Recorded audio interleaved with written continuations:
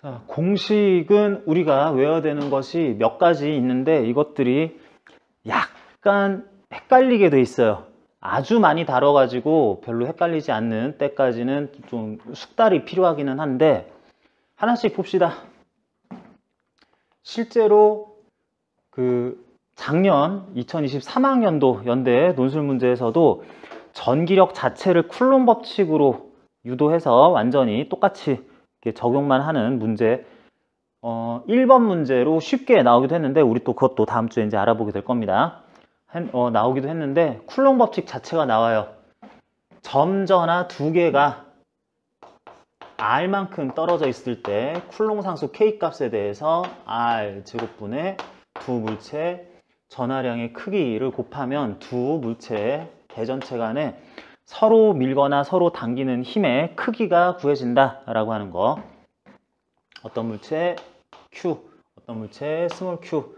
일단 질량은 둘째 치고 전하량이 이렇다라고 하고 둘 사이에 간격, 거리가 R 미터다 라고 할 때 미터 쿨롱 단위로 나와 있을 때 K 값 쿨롱 상수에다가 9 곱하기 10의 9제곱 이거는 외울 필요는 없고요.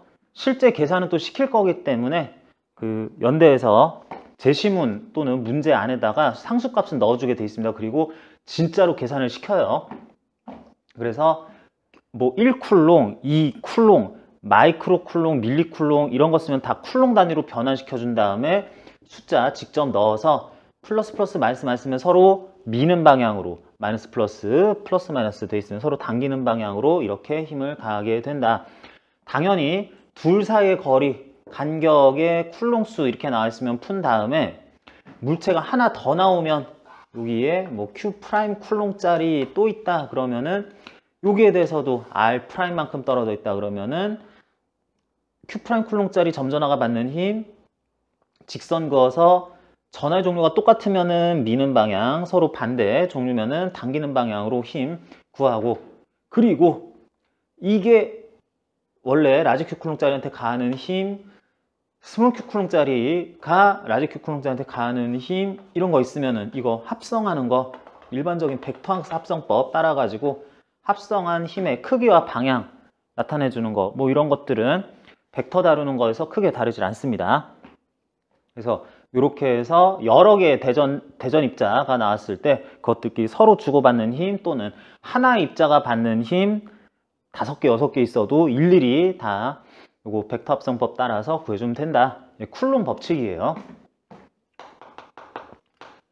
쿨롬 법칙이 적용되는 때라고 하는 것은 그냥 점전화 두 개가 있을 때 하면 무조건 쓸 수 있는 거 되겠습니다.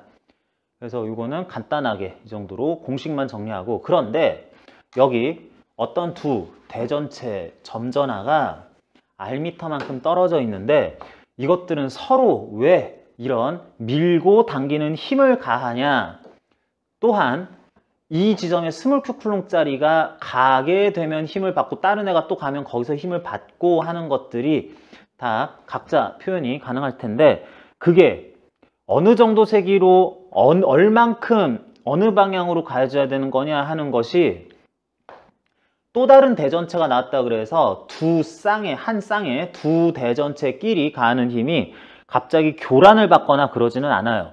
그런 거를 어떻게 이런 일이 발생 가능하냐라는 거를 해석하는 과정에서 이렇게 봅니다. 이거 잠깐 지우고요.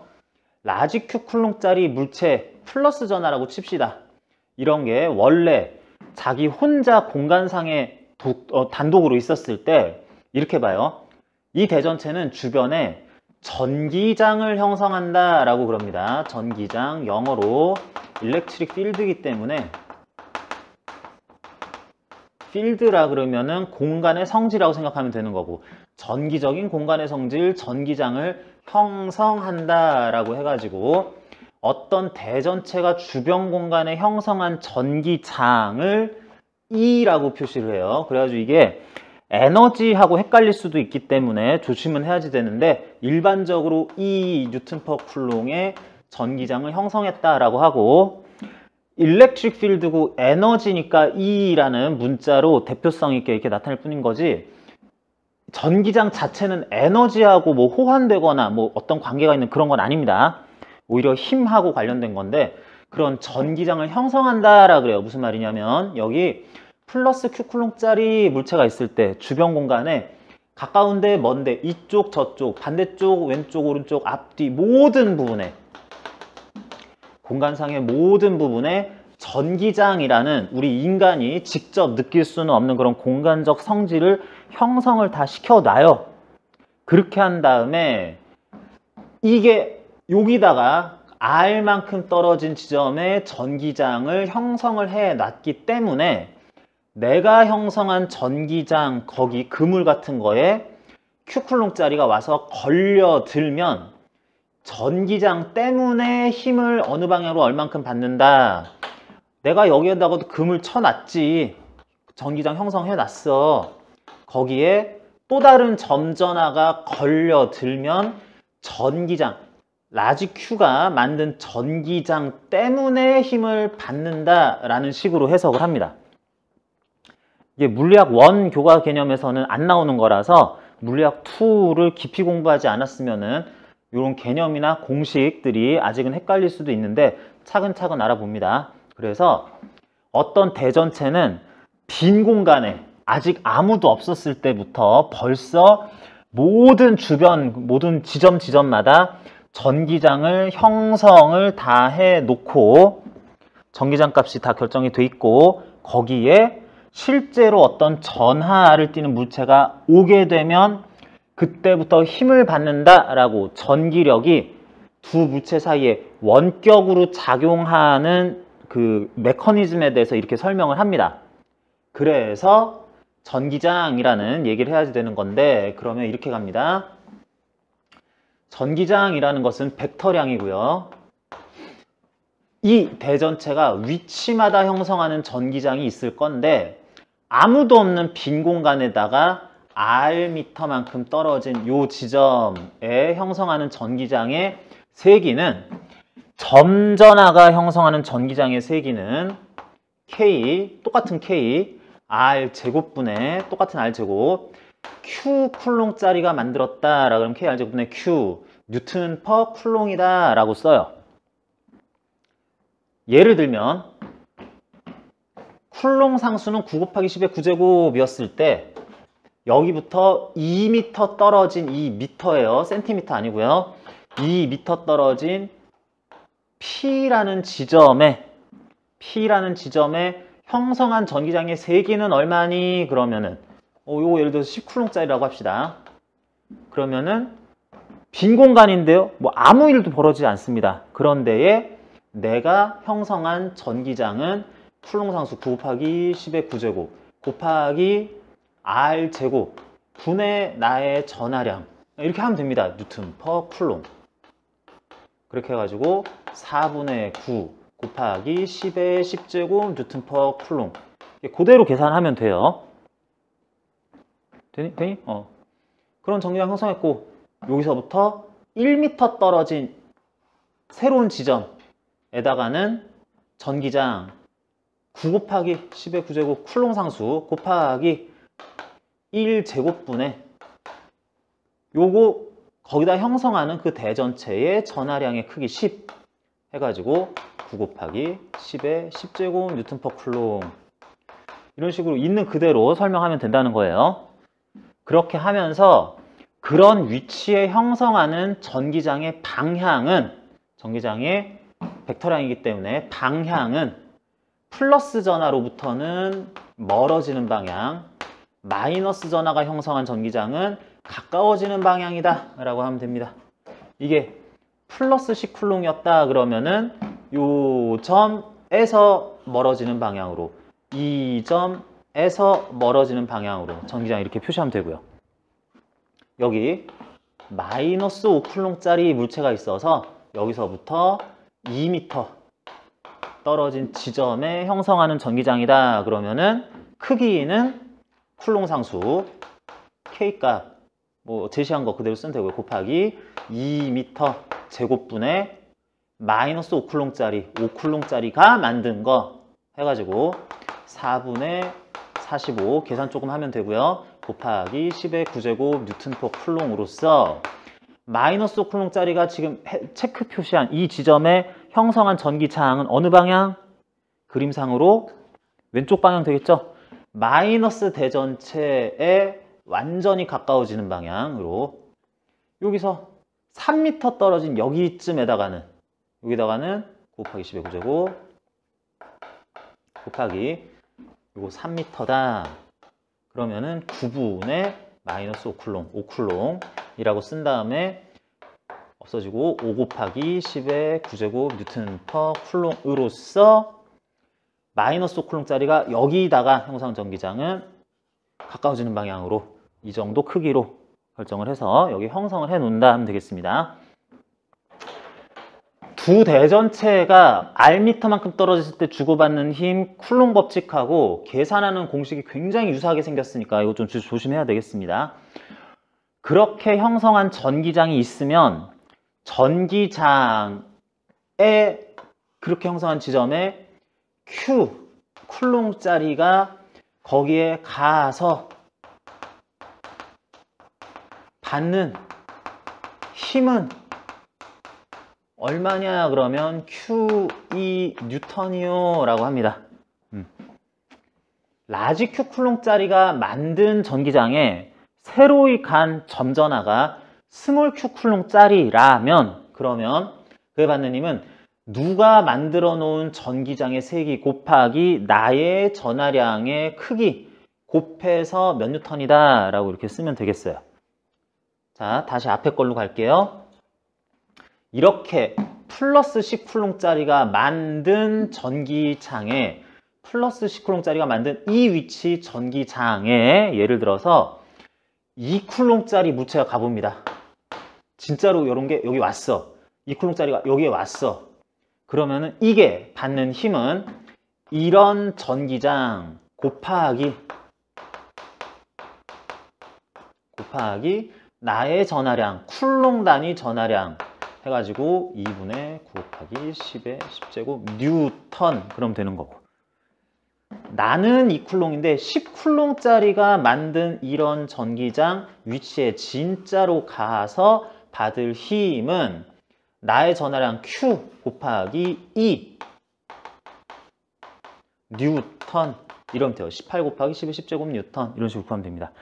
마이너스가 만든 것도 상관없어요. 전기장 얼마 곱하기 여기 역시 여기에 또 2쿨롱짜리가 같다라는 곱하기 2 뉴턴의 힘을 받으면 된다 이렇게 갑니다. 그런 의미에서 전기장의 세기가 정해진 곳에 내가 Q쿨롱짜리로서 가서 받는 힘은 Q2 뉴턴의 힘을 전기력을 받는다라고 하면 됩니다. 그럴 때 받는 전기력의 방향은 플러스 전하는 플러스 전하가 가 있는 곳 전기장 방향이 있다 그랬습니다. 전기장 그 방향에 나란하게 마이너스 전하가 거기 가서 받는 전기력은 그 전하 곱하기 전기장의 세기하는 힘으로써 Q 뉴턴으로서 그 전기장 화살표 방향 반대로 라고 하면 됩니다.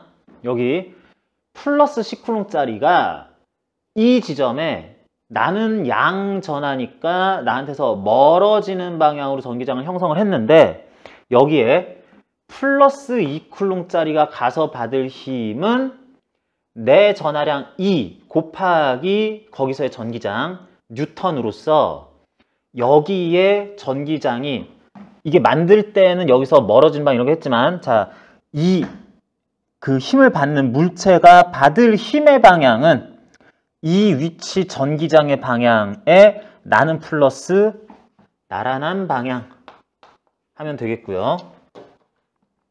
여기에 마이너스 2쿨롱짜리를 갖다 놓는다 그러면 이 위치 전기장 방향에 마이너스니까 마이너스인 내가 받을 힘은 반대 방향이라고 하면 되겠습니다. 이런 식으로. 그러니까 여기 비스듬한 위치에서는 10쿨롱짜리가 만든 전기장의 방향 플러스 2쿨롱짜리가 가면 적절한 그 힘의 크기를 그 방향으로 받으면 되는 거고, 똑같은 점에 마이너스 2쿨롱짜리가 가서 받을 힘은 전기장의 세기 곱하기 나의 전하량으로 곱한 크기의 힘을 이 위치 전기장의 방향 반대 방향으로, 내가 마이너스니까 이런 식으로 하면 되겠습니다. 이게 전기장이 형성된 곳에 대전체 점전화가 가서 받을 힘의 크기와 방향이다 그러면 돼요. 자, 이렇게 되는데 이게 점전화에 의해서 특정 지점에 만들어진 전기장과 그것에 의해서 또 다른 점전화가 받는 힘인데요. 전기력선이라는 거를 한번 또 그려보자. 자, 여기 예를 들면 플러스 대전체가 있을 때 이 주변에 전기장을 얘는 형성을 할 거야. 나는 뭐 10쿨롱이다, 5쿨롱이다 그러면 얘가 전기장을 형성을 할 건데, 그 전기장이 이 지점에는 플러스에서 멀어지는 방향으로 적당한 크기, 요 지점에서는 플러스에서 멀어지는 방향으로 적당한 크기, 요 지점에서는 전기장 이러는 거, 여기서 먼데 이쯤에서는 아래로 작게, 여기서 가까운데 왼쪽으로 크게 전기장들이 이렇게 나타날 겁니다. 이렇게 위치마다의 전기장은 여기서는 방향 크기, 여기서는 방향 크기, 여기서는 방향 크기 하는 것들을 화살표로 나타낼 수가 있는데, 그 화살표를 매우 많이 그린 다음에 그런, 지금 그리다 말았습니다. 엄청나게 많이 그린 다음에 이런 그 위치마다의 전기장을 화살표, 벡터 형식으로 나타낸 것들을 화살표 이어서 그릴 거예요. 화살표 이런 거 벡터 표시 여러 가지 있겠죠. 이것들 쭉 한 방에 이어서 그릴 겁니다. 이렇게 그린 무한히 길 수도 있는 이런 화살표를 가리켜 뭐라 그런다? 이 화살표를 가리켜 전기력선이라고 한다고요. 전기력선, 전기장을 나타내기 위해서 전기장 벡터들을, 화살표를 쭉쭉 다 이어서 그린 굉장히 긴 화살표라고 하면 되겠습니다. 전기력선은 그리는 요령을 크게 세 가지 정도로 나눌 수가 있겠어요. 전기력선, 전기장을 표시하는 어떤 표기법, 방법론이라고 할 수 있는데, 전기력선을 그리는 요령은 플러스 대전체에서는 생성돼서 뻗어 나가는 것처럼, 그래서 마이너스 대전체로는 들어가도록 화살표의 방향과 시작과 끝을 이렇게 원칙대로 따라가면 되는 거고, 두 번째, 전기력선은 하나가 출발해서 생성돼서 나가다가 갈라지거나 두 개, 세 개로 갈라지거나 여러 개의 전기력선 화살표가 가다가 중간부터는 합쳐져서 함께 가거나, 여러 개의 전기력선을 그렸는데 걔네들이 가다가 만나서 충돌 교차하면 안 됩니다. 세 가지 다 안 돼요. 갈라지거나 합쳐지거나 충돌 교차하면 안 된다. 그리고 전기력선 이 화살표를 잘 그리면, 전기력선은 전기장을 표현하는 위치마다의 짧은 적절한 길이를 진짜로 가지는 전기장을 표시하는 벡터를 이어서 그린 거긴 한데, 그러느라고 길이가 무시가 됐습니다. 어느 위치 전기장의 세기를 표현할 길이가 무시가 됐어요. 그랬는데 전기력선의 밀도가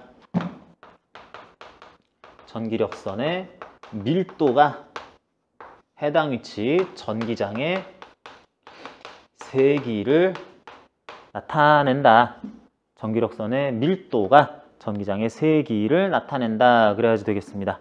그래서 여기서도 확인할 수 있는 게, 이 지점은 Q에서 가까우니까 전기장이 강할 거고, 이 지점은 Q에서부터 거리가 머니까 전기장이 약할 거라서 전기장 화살표로 표현하는 데 있어서는 전기장 화살표로 표현하는 데 있어서는 여기다간 긴 화살표, 여기다간 좀 짧은 화살표를 그리면 되는데 전기력선으로 그려놓으느라고 이런 전기장 나타내는 벡터 화살표의 길이가 무시가 됐는데 다시 여기 근처는 그렇게 잘 그린 전기력선이 아주 밀집해 있고 요 근처는 전기력선이 띄엄띄엄 밀도가 작게 돼 있다가 보니까 여기에서는 전기장의 세기가 약하구나, 여기 상대적으로 세구나 라는 거를 알 수가 있겠다. 그래서 전기력선으로 표현하면 이런 식으로 전기장의 세기와 방향을 모두 알아차릴 수 있겠다라고 봅니다. 자, 이게 이제 전기력선을 보는 방법까지 전기장을 표현하는 어떤 수단이었다 하면 되는 내용이고요. 자, 그 다음이 조금 또 이제 학생들이 많이 어려워하는데 45쪽부터 나온 내용이에요. 전위 개념이 등장합니다.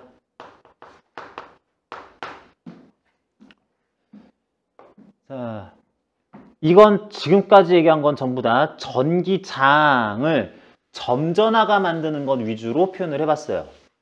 그랬는데 전위 개념 나갈 때는 점전화가 만드는 전기장 말고 무한히 넓은 평행 극판이 만드는 전기장을 주로 따져줍니다. 여기다가는 내가 뭐 그리다가 만 것처럼 됐는데 원래는 무한히 넓을 금속판, 극판이라고 할 수 있는 거 두 개를 마주보게 그려놨어요. 그런 다음에 각각의 극판은 하나는 플러스로 하나는 마이너스로 동일한 전하가 충전되어 있다라고 할 겁니다. 그러면은 이렇게 충전된 무한히 넓은 전하 밀도는 똑같이 되는데 플러스 마이너스로 이렇게 대전된 두 마주보는 평행한 극판 사이에는 전기장이 형성이 되는데 전기장이 이렇게 됩니다.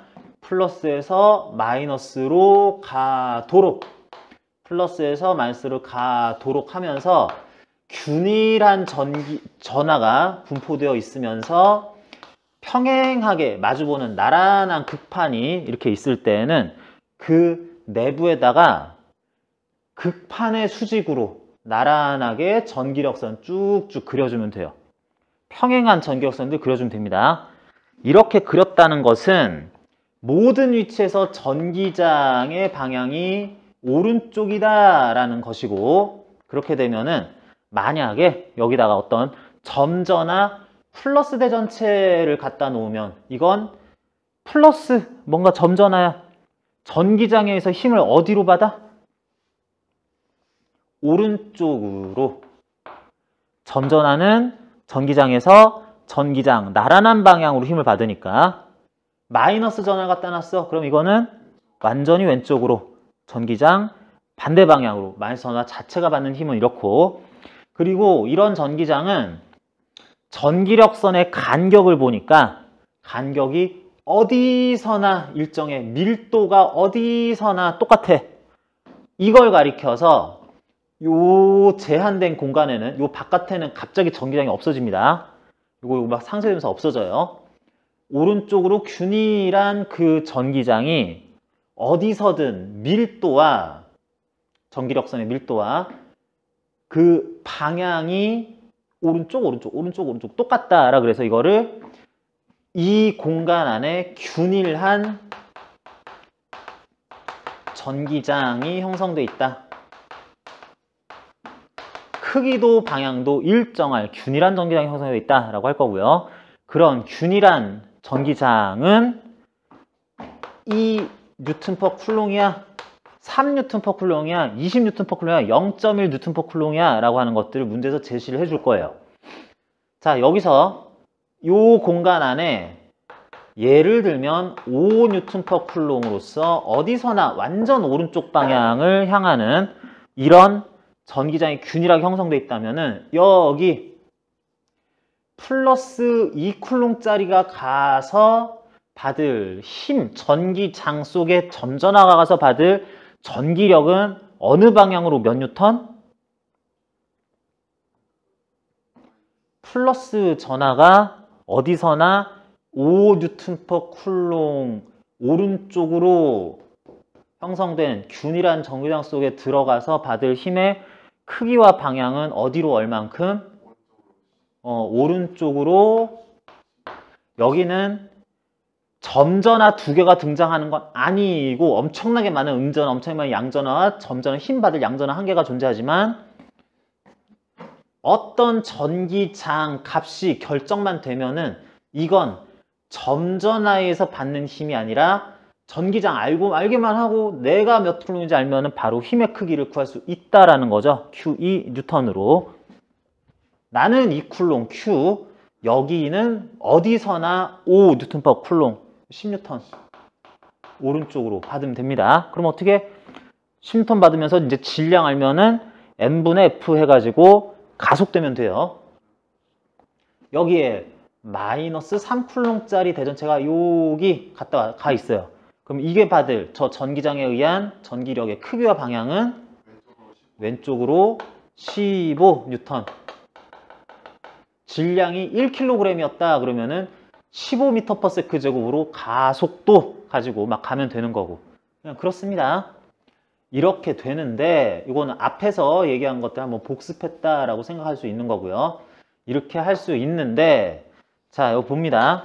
여기에다가 플러스 1쿨롱짜리 물체를 갖다 놓을 거야. 여기다가 플러스 1쿨롱짜리 단위 전하를 갖다 놓은 다음에 이게 지금 여기서 어느 쪽으로 힘 받나 보니까 플러스 1쿨롱이니까 전기장 방향으로 1 곱하기 전기장의 세기 한 힘을 이쪽으로 받을 건데 그래서 Q2 뉴턴 뭐 1 곱하기 5 뭐 그런 힘을 받을 건데 그런 힘을 받으면서 예를 들어서 그러면서 진짜로 1m만큼 이동을 했어요.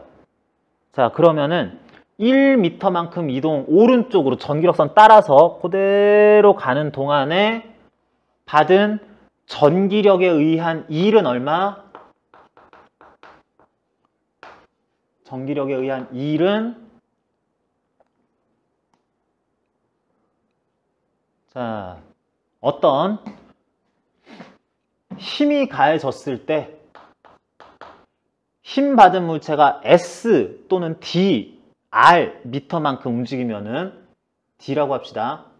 그 둘 사이에 힘과 변위 사이의 간격의 코사인 세타 간격 그 방향 사이의 각도 세타에 대해서 코사인 세타 해야 돼서 fs 코사인 세타, fd 코사인 세타로 2를 구하는데 그런데 일단은 힘의 방향과 변위 방향이 일치한다 그러면은 fd 줄이요라고 쓸 수 있죠. 그러는데 그 f가 물체 d만큼 변위를 가질 f가 전기장 E 속에서 나는 Q쿨롱이기 때문에 전기력을 받았다라 그러면은 그 전기력에 의한 일은 F 대신에 QE 넣으면 되는 거지. QE 곱하기 D 줄이요. 그러면 되는 거죠. 여기서도 마찬가지. 나는 뭐 1쿨롱이긴 하지만 Q쿨롱이었을 때 받을 힘은 전기장 E 뉴턴 퍼 쿨롱에 대해서 QE 뉴턴을 받으면서 진짜로 움직이기를 1m 갔다라고 그러면은 받은 이 일은 QED 하면 되는 거죠. QE 곱하기 1m 해서 D 해서 뭐 1 곱하기 5 곱하기 1 해서 5줄 되는 거죠. 5줄만큼의 일을 뭐 받았구나 하면 됩니다. 여기서부터 2m만큼 갔다. 그러면 몇 줄? 그러면은 QE 곱하기 2m. 그래서 지금 숫자상으로는 이제 10줄 되겠죠. 그러는데 이런 걸 생각을 해요. 여기에서 적절한 전기장 속에서 나는 1쿨롱짜리인데 예를 들면 5뉴턴 퍼 쿨롱인 모든 변수의 균일한 전기장 속에서 내가 여기서부터 어느 정도 적절하게 움직여 가지고 결론부터 전기력에 의한 E를 1줄만큼 받으려면 몇 미터 가야지 되겠다? 5분의 1m 0.2m 가면 되는 거지. 0.2m 가게 된 거리상으로는 0.2m 가게 되면 1쿨롱 기준으로 내가 받는 힘 5N 곱하기 0.5, 0.2, 5분의 1 미터만큼 가면은 1줄의 1을 받겠네 라고 하는 요기가 나타날 겁니다. 그 위치를 가리켜서 여기부터 여기까지 전위차가 1V만큼이다 라고 할 겁니다. 자, 이게 뭔 말이냐? 전기장의 세기는 달라질 수 있는데 1쿨롱 플러스 1쿨롱짜리가 그 전기장 속에서 전기력을 받으면서 1줄의 2를 받을 위치까지 갔을 때 내가 받은 1이 1줄인 그곳과 원래 있었던 곳 사이에는 전위차가 1V다 라고 위치상의 전위차라는 개념을 만들어내요. 그러면 이런 것도 할 수 있겠네. 아까 전에 한 것처럼 여기서 1m를 갔어. 여기까지 가면 1m야. 1쿨롱짜리가 1m를 가서 이 지점에 도착했을 때 여기는 원래 있던 위치에 대해서 몇 볼트 전위차가 나는 거야.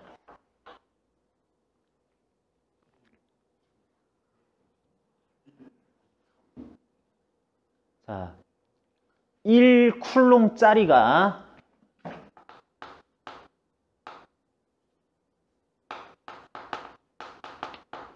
1줄의 2를 전기력에 의한 2를 받을 공간상의 두 위치 사이에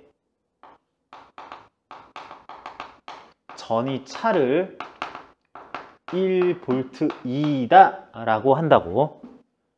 그럼 이제 거꾸로 가면 되죠. 1쿨롱짜리가 1m 가는 동안에 받았을 2는 몇 줄? 지금은 5줄. 그러면 여기랑 여기는 몇 볼트 전위차 난다고 할 수 있어요? 5볼트. 아, 모르겠고 적당히 여기까지 갔더니 10줄의 2를 받았어. 1쿨롱짜리가. 그러면 여기하고 여기는 몇 볼트? 10볼트 전위차 나는 거다. 간단하게 얘기할 수 있습니다. 그렇게 알고 있으면 이제 이런 게 가능해집니다. 그 기준이 되는 위치에 이번에는 플러스 2쿨롱짜리 갖다 놔보고 3쿨롱짜리, 4쿨롱짜리, Q쿨롱짜리 갖다 놔볼 겁니다. 그런 다음에 2쿨롱짜리를 1쿨롱짜리가 1줄 받았을 위치상으로는 0.2m지만 1V 전위차 날 지점까지 데려가면 그러는 동안에 2쿨롱짜리가 받았을 전기력에 의한 1은 몇 줄? 1V 전위차 나는 데를 2쿨롱짜리가 가면서 받았을 1은 2줄 되겠죠. 뭐냐면 1쿨롱짜리가 1줄의 2를 받으러 가는 동안에 그 위치만큼을 2쿨롱짜리는 2배의 힘을 받으면서 똑같은 전위차 위치만큼 간 거니까 2배의 1을 받겠다. 3쿨롱짜리는 1V 전위차 나는데 가면은 3줄. 100쿨롱짜리는 똑같이 1V 차이 나면 100줄. 일반적으로 Q쿨롱짜리는 V볼트, 1V 전위차 나는 데까지 가는 동안에 Q줄의 1을 받을 것이다. Q줄의 1을 받았으면 에너지가 Q줄만큼 증가를 했을 겁니다. 그건 보통은 운동 에너지 증가로 나타나게 돼요. 여기 5V 차이 나는 지점까지 이 공간상 여기랑 여기는 5V 차이가 나 라고 그럴 때 2쿨롱짜리가 5V 전위차 나는 지점까지 가는 동안 받은 1은 전기력에 의하면 몇 줄? 줄 그럼 되겠어요.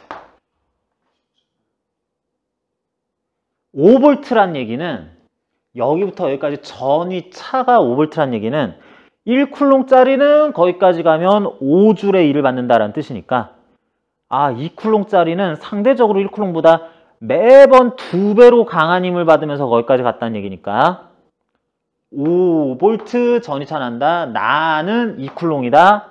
10줄의 1을 받았겠거니 하면 되는 거고 Q쿨롱짜리가 5V 전위차 날 그 지점을 이동하면서 받았을 1은 Q 곱하기 5V 해가지고 뭐 넌 몇 쿨롱이니만 알고 있으면은 몇 줄인지 금방 알 수 있는 거다. 전기력에 의한 2를 구할 때 Q쿨롱짜리가 D미터 떨어지긴 했는데 뭐 전기장도 뭐 있긴 있을 건데 여기랑 여기는 몇 볼트 전위 차가 난다라는 걸 알고 있으면 Q 곱하기 그 전위 차가 몇 볼트인지만 하면은 그렇게 이동하면서 받았을 2를 바로 계산할 수 있다는 얘기입니다. 그래서 이 공식을 외우면 돼요. 전기력에 의해서 어떤 대전체 Q 쿨롱짜리가 받았을 1은 전기력 곱하기 전기력 방향으로 간 변이해서 당연히 구할 수도 있고 전기장과 전하량 정보를 알려줄 때는 전기력이 QE니까 QED 해서 알 수도 있고 D미터 안 가르쳐주고 전기장 색이 안 가르쳐줬는데 Q쿨롱짜리가 간 곳은 결론적으로는 몇 볼트의 전위 차가 난다라고 하면은 전하량 곱하기 전위차 해가지고 또 전기력에 의한 1 구해줄 수 있는 거고 그게 한 가지 공식으로 이렇게 쭉 나타나 있는 것이 W는 FD, QED, Q 델타 V 라고 하는 전체 공식입니다. 자, 이게 전위차에 대한 얘기인데 여기다가 다시 한번 그려볼게요. 플러스로 대전된 극판이 있고요. 마이너스로 대전된 극판이 있으면은 평행한 대전 극판이 서로 마주보고 있으면 그 사이에는 전기장을 전기력선으로 나타내면 이렇게 평행하고 어디서나 크기가 똑같은 밀도가 똑같은 균일한 전기장 E 뉴튼 퍼 쿨롱이 형성되어 있음을 볼 수가 있습니다. 그런데 자 이런 생각해 봅니다. 다시 플러스 1쿨롱짜리 가져가 가지고 여기 1쿨롱짜리를 갖다 놨는데 자 이걸 지금 위치에서 받는 힘이 어느 방향인지 따져볼까요? 어느 방향? 오른쪽 방향. 1쿨롱 곱하기 2 뉴턴의 적당히 힘을 받고 있을 거야. 그랬는데 이거를 내가 억지로 이만큼 보냈어요. 아래로 전기력선과 수직인 경로를 따라서 아래로 쭉 내려서 여기까지 보냈어. 이까지 온 동안 뭐 10cm, 5m 이런 거 오는 동안에 Q쿨롱짜리, 1쿨롱짜리가 받은 이 1은 전기력에 의한 이 1은 몇 줄? 0줄이죠. F, D, 코사인 90 해야 되는 거니까 당연히 0줄이라고. 자, 어느 위치에서 1쿨롱짜리가 또 다른 위치까지 전기장 속에서 움직였는데 가는 동안 받은 일이 0줄이야. 그러면 이 위치, 저 위치 사이의 전위차는 몇 볼트다라고 하는 게 맞아요? 여기와 여기의 전위차는 0볼트다라고 하는 게 맞겠죠? 어떤 전하를 띠는 물체가 전기장 속에서 몇 볼트만큼의 전위차 공간을 가로질러 갔니? 했더니 QV 줄의 1을 받았어요 라고 돼야 되는 건데 1쿨롱짜리가 0줄의 1을 받았다면 여기랑 여기는 전위차가 제로구나 라고 할 수 있다는 거죠. 전위차가 제로다, 0이다 라는 게 무슨 말이냐면 이 위치와 이 위치는 전위가 같다 라고 말할 수 있다는 뜻이네요. 자, D미터를 요만큼 움직이면 여기는 전위차 그 경우에도 0볼트 여기까지 가도, 여기서 여기까지 가도, 거기까지 가는데 전기력선, 전기력 방향, 수직으로 움직이게 되면 전기력에 의한 일은 영주를 수밖에 없으니까 fs 코사인 세타 이렇게 해야 되니까 여기에서 이 전기장의 수직 방향, 전기력선의 수직 방향인 어디를 가든지 여기랑 전위는 똑같구나. 여기부터 이 위치들은 모두 전위가 똑같구나 라고 할 수 있습니다. 이 위치와 전위가 똑같은 면을 이은 요거 등전위면이라고 그래요. 그리고 여기에서 전기력선 따라서 이동한 어느 지점은 이제 1V 차이 나는 지점 있겠죠? 있을 겁니다. 여기 기준으로 또 전기력선 수직인 방향, 여기서 여기는 전위가 다들 똑같겠지. 이것도 같은 의미로 똑같겠죠. 여기와 전위가 똑같은 지점들을 나타내는 또 새로운 등전위면들을 구할 수 있어요. 이렇게 해서 전기장을 표시를 해 놓고 그 전기장을 전기력선으로 표시한 다음에 등전위면은 전기력선의 수직으로 이렇게 그려주면 됩니다. 그렇게 했을 때 우리는 아까부터 좀 용어가 동어 반복, 내부적으로 계속 반복이 되기는 하는데 이게 전위가 여기들은 다 똑같다. 여기들은 전위가 똑같다. 여기끼리는 전위가 똑같다. 라고 했는데 여기랑 여기는 전위차가 난다고 할 수 있습니다. 그랬을 때 그 전위가 예를 들어서 지금 이게 1V 간격으로 전위를 다 표시를 한 거다라 그러면은 여기가 플러스 3V 전위. 자, 전위 차가 아니에요. 플러스 3V 전위. 여기는 플러스 1V 차이 나는 2V 전위. 여기는 플러스 1V, 0V 전위 지점 등전위면들이라고 할 수 있습니다. 그렇게 해서 여기랑 여기는 전위차 1V, 여기랑 여기는 전위차 2V, 여기랑 여기는 전위차 3V, 여기랑 여기는 전위차 2V. 여기에 대전체 극판이 여기쯤 있어가지고 전기장 여기까지 더 있다 그러면은 여기서 1V 전위차 나는데 여기 그렸을 때 여기는 전위 마이너스 1V 이런 거 다 있는 거예요. 플러스 몇 볼트, 마이너스 몇 볼트 이런 거 다 마이너스 몇 상관없습니다. 요 지점하고 요 지점도 전위차 3V인데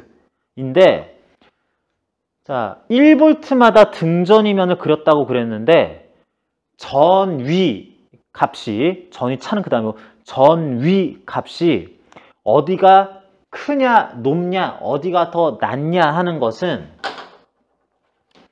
전기력선 화살표 따라가는 곳이 전위가 낮아지는 방향이다 라고 하면 되겠어요. 전기력선 따라가는 화살표 방향이 전위는 낮아지는 방향이다 그러면 되겠습니다. 자, 그러면 하나 더 가봅니다. 여기에 마이너스 2쿨롱짜리 대전체가 있어요. 이게 쭉 가서 여기까지 갔습니다. 곡선 따라서 요 지점까지 갔어요. 그러는 동안에 이 마이너스 2쿨롱짜리가 받은 일은 몇 줄? 마이너스 2쿨롱짜리가 받은 일은 몇 줄?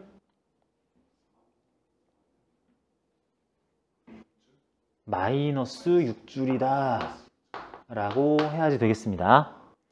자, 뭐냐면 일단 일의 크기는 구하기가 되게 쉬워요. 나는 2쿨롱, 여기랑 여기는 전위차 3V만큼. 그래서 QV에서 전기력에 의한 일의 크기는 6줄 일단 구합니다. 그런 다음에 여기서 이까지 간 동안에 마이너스 2쿨롱짜리는 힘을 어느 방향으로 받아? 어디에 있든지 간에 왼쪽으로 받죠. 전기력 자체, 전기력선 방향은 오른쪽 이렇게 나와 있으니까 전기력은 마이너스 몇 쿨롱짜리는 왼쪽으로 받을 건데 왼쪽으로 받을 전기력을 받으면서 꾸역꾸역 오른쪽으로 갔잖아. 그러면은 그만큼의 크기의 힘으로 마이너스 값의 2를 받았을 거다라고 생각할 수 있다는 거죠. 그래서 그냥 무슨 힘에 의한 일은 fs 코사인 세타다라고 하는 거를 약간은 변형해가지고 거의 그대로 적용하는 겁니다. 마이너스 몇 쿨롱짜리는 여기까지 간 동안에 그렇구나 라고 할 때 이렇게 갑니다. 플러스 전하 기준으로 플러스 전하는 전위가 낮은 곳으로 갈 때 플러스 값의 2를 받는다 라고 하자. 전위가 낮아지는 변화를 겪을 때 플러스 전하는 플러스 값의 2를 받는다. 이걸 뭐라고 그러냐면 마치 높이가 더 낮은 곳으로 가는 정상적인 질량의 물체는 중력에 의한 일이 플러스라서 뭐 역학성이 보존된다 그러면은 속도가 빨라져서 운동 에너지 커지는 거죠. 그러는 것처럼 기준이 되는 플러스 전하는 높이가 낮아지는, 전기적 위치가 낮아지는, 전위가 낮아지는 곳으로 가는 동안에는 플러스 값의 2를 받아서 운동 에너지가 증가한다 라고 생각하면 되겠습니다. 마이너스는 그럼 거꾸로라고 생각하면 되겠어요. 그래서 이런 식의 적절히 대입하면은 문제는 풀 수 있다 라고 할 수 있겠습니다. 이렇게 하면은 어느 정도 전위 개념에 대한 설명이 되기는 하는 건데 이게 진짜 속성으로 얘기를 한 거예요. 이게 물리학 2 과목 또는 전위, 전기장 설명하는 과목 그 해당 단원에서 상당히 분량도 크고 공부해야 될 게 수능 유형에 맞추다 보면 되게 많아요. 근데 일단은 이렇게 좀 속성으로 빨리 어느 정도 이해만 하면은 요 공식만 여기 나온 공식들과 이런 성질 용어와 이렇게 되는 공식만 알고 있어도 문제는 상당히 접근이 가능합니다. 자, 그 다음에 나오는 축전기라든지 뭐 전류 회로 문제가 2023학년도 작년에 바로 나왔었어요. 합성저항 구하거나 뭐 병렬 영역, 직렬 영역 이런 거 판단하고 따지는 게 나와가지고 원래 잘 안 나오는데 지난해에 나와가지고 이번에 바로 또 나올지는 가능성이 좀 낮을 것 같고 일반적으로 우리가 그 연대에서 원래 좋아하던 문제 스타일로 올해는 낼 것 같다는 생각도 제법 듭니다. 그래서 전기장 다루는 거는 상당히 그 빈번하게 나오고 있기 때문에 이건 좀 해야 되겠다 싶고요. 그래서 이걸 이용해서 풀 수 있는 문제, 오늘 논술 문제 실전 답안지 한번 써볼 건데 2021학년도 연대 기출문제예요. 요거 하고 추가 문제 하나 해가지고 논제 1하고 논제 2 3쪽부터 5쪽까지 나오는 요 문제 풀어보는 시간 가지겠습니다. 시간은 대략 한 35분 내지 40분 정도 일단 보고 시간 모자라면 더 풀어보는 걸로 하겠습니다. 자, 4개의 물체가 1m/s 또는 2m/s로 지면에 대해서 나란한 방향으로 출발을 했다라 그러면은 수직 방향 속도는 없었기 때문에 20m를 낙하하는 데 걸리는 시간은 2초로 그냥 다 동일해요. 2초로 동일할 거기 때문에 이런 건 특히 또 질량하고 무관하게 중력만 받을 때는 가속도 값이 중력 가속도 자체로 나올 거라서 A하고 C 1m/s로 던지면은 2초 동안 2m 떨어진 데 가서 낙하하고, B하고 D는 4m 떨어진 지점에 2초 만에 가서 낙하하고 하는 거. 이렇게 된다는 것을, 사실 해당 문제의 취지는 2번 때문에 그렇죠. 자, 똑같이 어떤 전기장 공간이 있는데, 전기장 공간에 이게 일종의 낙하하는 것처럼 보일 지점 기준으로 20m 떨어진 지점에서 최초 속도 오른쪽으로 ABCD 1m/s 또는 2m/s로 진입을 한다 그랬는데, 여기는 전기장이 요 위쪽 방향으로 10N/쿨롱이 걸려있는 곳으로서, 위쪽 방향으로 전기장이 형성되어 있을 때 이제 대전체가 받을 힘도 중요한데, 대전체는 -1쿨롱이라고 했기 때문에 전기장은 위쪽이지만 어디에 있든지 간에 아래쪽으로 1쿨롱 10N/쿨롱, 요거 전기장이니까 아래쪽으로 받는 힘이 전기력 10N 으로 그림상 아래쪽으로 받을 힘이 모두 다 똑같아 버립니다. 그렇기 때문에 질량이 이제 문제가 생기죠. 질량에 대해서 A하고 B는 1kg이니까 가속도가 아래쪽으로 1kg에 10N 해가지고 10m/s 가속도를 받을 건데, CD는 2kg이기 때문에 그에 의해서 역시 아래쪽으로 5m/s의 가속도 운동을 할 거다. 이게 이제 중력을 받을 때는 중력 크기에 비례하는 크기의 중력을 자기 질량별로 받고 도로 질량으로 나누면 가속도, 중력 가속도 나오는 건데, 이거는 전하량에 의해서 전기력은 별도로, 가속도는 또 따로 구해줘야 되기 때문에 이게 차이가 난다 하겠습니다. 자, 이렇게 되면은 A하고 B는 일단은 가속도가 10m/s일 거기 때문에 등가속도 운동식을 쓰든 일에너지 정리를 조금 이용해도 되긴 하는데, 했을 때 20m를 아래쪽으로 이동하는 데 걸리는 시간이 해보면 2초 나와요. 똑같이 2초 동안에 이 포물선 운동, 낙하 운동은 모두 다 할 거다. 그러면은 A하고 B는 각자 A는 1m/s, B는 오른쪽으로 2m/s로 출발을 할 거기 때문에 A는 그 시간 동안에 2초 동안 오른쪽으로는 등속 운동이니까 A는 2m 떨어진 곳, B는 4m 떨어진 곳에 낙하한다 라는 것은 첫 번 문제하고 똑같은 결론이 나오는 거고, C, D의 경우 5m/s으로 운동을 한다 그러면 낙하할 때까지 걸리는 시간이 등속 운동하는데 걸리는데 이거 관련이 있으니까 시간을 찾을 필요가 있을 건데, 요거는 S는 해가지고 등가속도 운동이라고 생각하고 V0 T 플러스 2분의 1 AT 제곱 가지고 풀어줘도 되겠죠?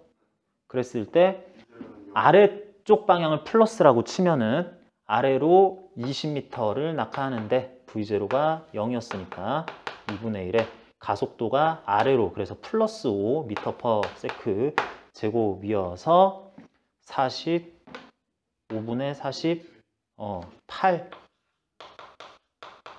정리해가지고 낙하하는데 2√2초 걸릴 것이다 라고 하는 동안에 이제 역시 C와 D는 각각 1m/s, 2m/s로 2시간 동안 움직일 거다 라고 하니까 C는 2√2m까지, D는 그의 2배까지 4√2m까지 해가지고 상당히 유사해 보이는 상황인데 전기력에 의한 힘에만 의존해서 이런 식으로 운동을 할 때 비슷해 보이지만 계산하는 방식이 달라져야 될 거다라는 거. 이 정도 전기장 속에서 확인하는 문제였습니다. 자, 그래서 이거는 거의 전기장에 대해서 얘기한 다음에 전기력, 전기장, 그에 의한 힘, 가속도, 포물선 운동까지 확인하는 문제였다고 보면 되는 거고요. 자, 그리고 실제 연대 기출문제 21학년도로서 연대 기출문제 자연 1이라고 나온 거 있는데 요 자연 1, 자연 2 두 가지가 있는데요. 연세대 기출문제들 보면은 문제, 제시문 자체가 문제를 의미를 하고 그 안에 상황과 각가지 상수값들 이렇게 다 제시해가지고 이 정도로 비례하겠지, 뭐가 더 크겠지가 아니라 값을 구하세요 하는 경우들이 대부분입니다. 그래서 계산까지 완벽하게 해야지 되는 문제인데, 자, 1번 문제는 핵융합 관련한 질량 결손, 핵에너지, 그래서 나타난 물체들이 그 에너지를 또 어떻게 또 활용할 것인가, 운동 에너지로 일처럼 될 거다 등등과 관련한 문제예요. 자, 여기에서 수소 원자 핵입니다. 자, 이런 거 서술할 때는 수소 원자, 수소 분자 얘기가 아니고 수소에서 전자도 떨어져 나간 원자 핵, 그러니까 수소 원자 핵이니까 수소 원자 핵이면 양성자 하나 또는 중수소 원자 핵이면은 양성자와 중성자, 삼중수소면은 중성자가 두 개 이렇게 해서 있는 것들이 될 건데, 수소 원자 핵 4개가 융합해서 헬륨 원자 핵 1개가 만들어진다 그럴 때 요 양성자 4개가 합쳐지면서 헬륨 원자 핵은 양성자 2개, 중성자 2개, 헬륨 동위원소 질량 3짜리 이런 거 말고 4개짜리 제대로 만들어지면 하나가 만들어졌다고 하자. 그 과정에서 손실된 질량이 있을 거다라고 그럽니다. 손실된 질량이라는 용어들 나올 때는, 자, 이건 참고사항이었고, 이거 진짜 질량 그리고 요거 총 질량을 비교해서 보면은 질량이 실제로 차이가 나는 양이 얼마인지 계산을 해야 되겠어요. 당연히 이런 것들은 그 문제에서 제시해 줄 거니까 양성자의 질량은 1.7 곱하기 10-27승 킬로그램이라고 그랬네요. 1.7 곱하기 10의 -27승 킬로그램인 것 4개가 적당히 융합을 한 결과 양성자와 중성자라고, 그러니까 여기 표에 나와 있는 것처럼 양성자 또 1.7 곱하기 10의 -27제곱 킬로그램, 중성자 1.7 곱하기 10에 똑같네 하는 질량이 두 개씩 있으면, 그러면은 핵반응 전, 핵융합 전 양성자 4개 질량과 핵반응 후 헬륨 원자핵, 알파 입자죠. 헬륨 원자핵인데 요거를 알파 입자라고도 부르죠. 요거는 양성자 그 자체인 거고, 이라고 했을 때 이렇게 된 동안에 질량 결손이 있어 없어? 얼마만큼?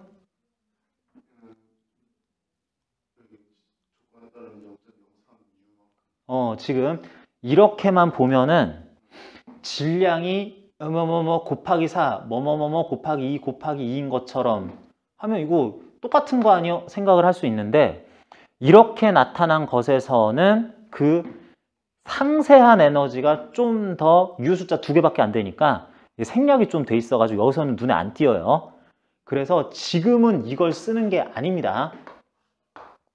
지금은 이걸 쓰는 게 아니고 밑에 나와 있는 표에 나와 있는 1.7 곱하기 10-27제곱 이걸 쓰는 게 아닌 거고, 그 위에 제시문 위에 나온 걸 써야지 되는 거지. 그래서 요거랑 헷갈리면 안 되는 거고요.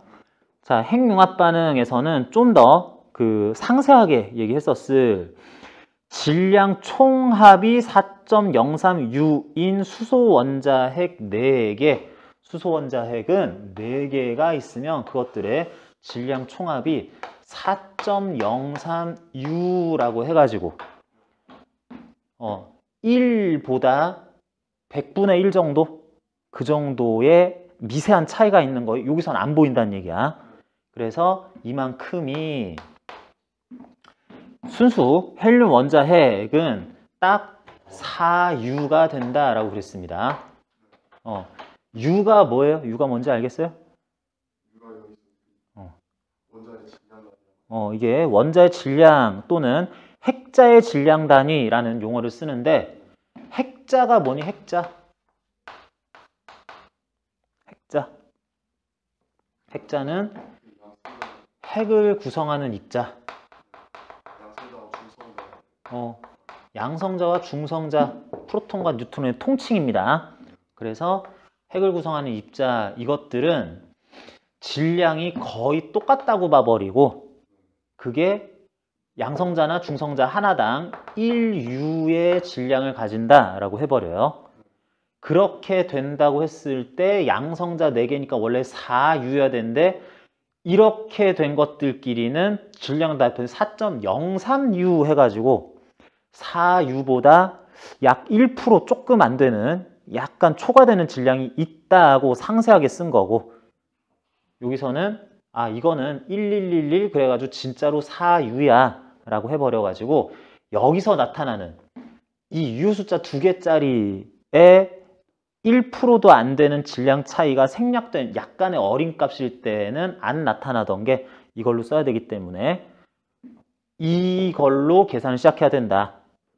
밑에 표 나왔다고 질량 결손이 없는데 하면 안 되는 거고 그래서 봤더니 그 에너지 값이 이제 질량 결손에 해당하는 0.03U 만큼의 질량이 없어진 효과가 에너지로 변환됐더라 라고 구해야지 되겠다.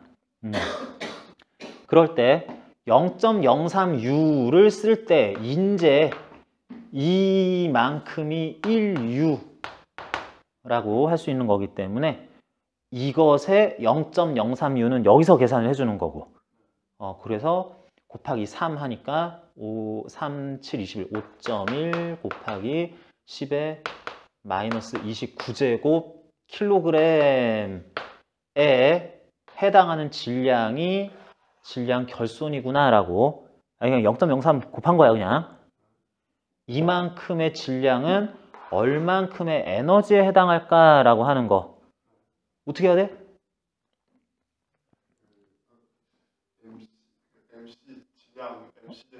여기에서 킬로그램 단위 쓴 것에 대해서 미터 퍼 세크 단위 쓰는 MC 제곱 해주면 요게 질량 결손을 이용한 에너지 생성량이다 라고 해야 되겠습니다. 그래서 여기 C는 3 곱하기 10의 8제곱 미터 퍼 세크라고 나오죠. 그래서 이런 과정에서 적절한 숫자를 제시문을 이용해서 쓰면 5.1 곱하기 10의 마이너스 29제곱 곱하기 3 곱하기 10의 8제곱의 전체 제곱한 이게 발생한 에너지라고 할 수 있겠다. 0.03U잖아. 3 곱하기 0.03. 자, 그래서 이만큼으로 미터 퍼 세크에 킬로그램에 쓰면 이게 줄 단위로 나오게 돼 있어요. 이런 에너지가 뭐 열에너지, 빌에너지 등등으로 이제 발산이 될 수 있는데 이것이 어떤 양성자들의 속도를 만들어내서 운동 에너지로 다 전환이 됐대. 그러면은 그렇게 해서 양성자 2분의 1 M 자리에다가는 또 그냥 U 대충 쓰지 말고 요거 써주고요. 그게 적절한 속도 V 프로톤에 의한 에너지가 이렇게 될 거다. 요거 한 개의 2분의 1 M V제곱 나오는 거니까 한 개가 아니라 5.4 곱하기 10의 5제곱 개가 이만큼 에너지를 모두 동등하게 그대로 가져갈 거다 라고 해서 이거 그냥 구하라는 얘기예요. 했을 때 속도 이항 전개, 답. 계산 틀리지 말고 해달라. 그런 얘기입니다. 정답은 뒤에 나와 있고요.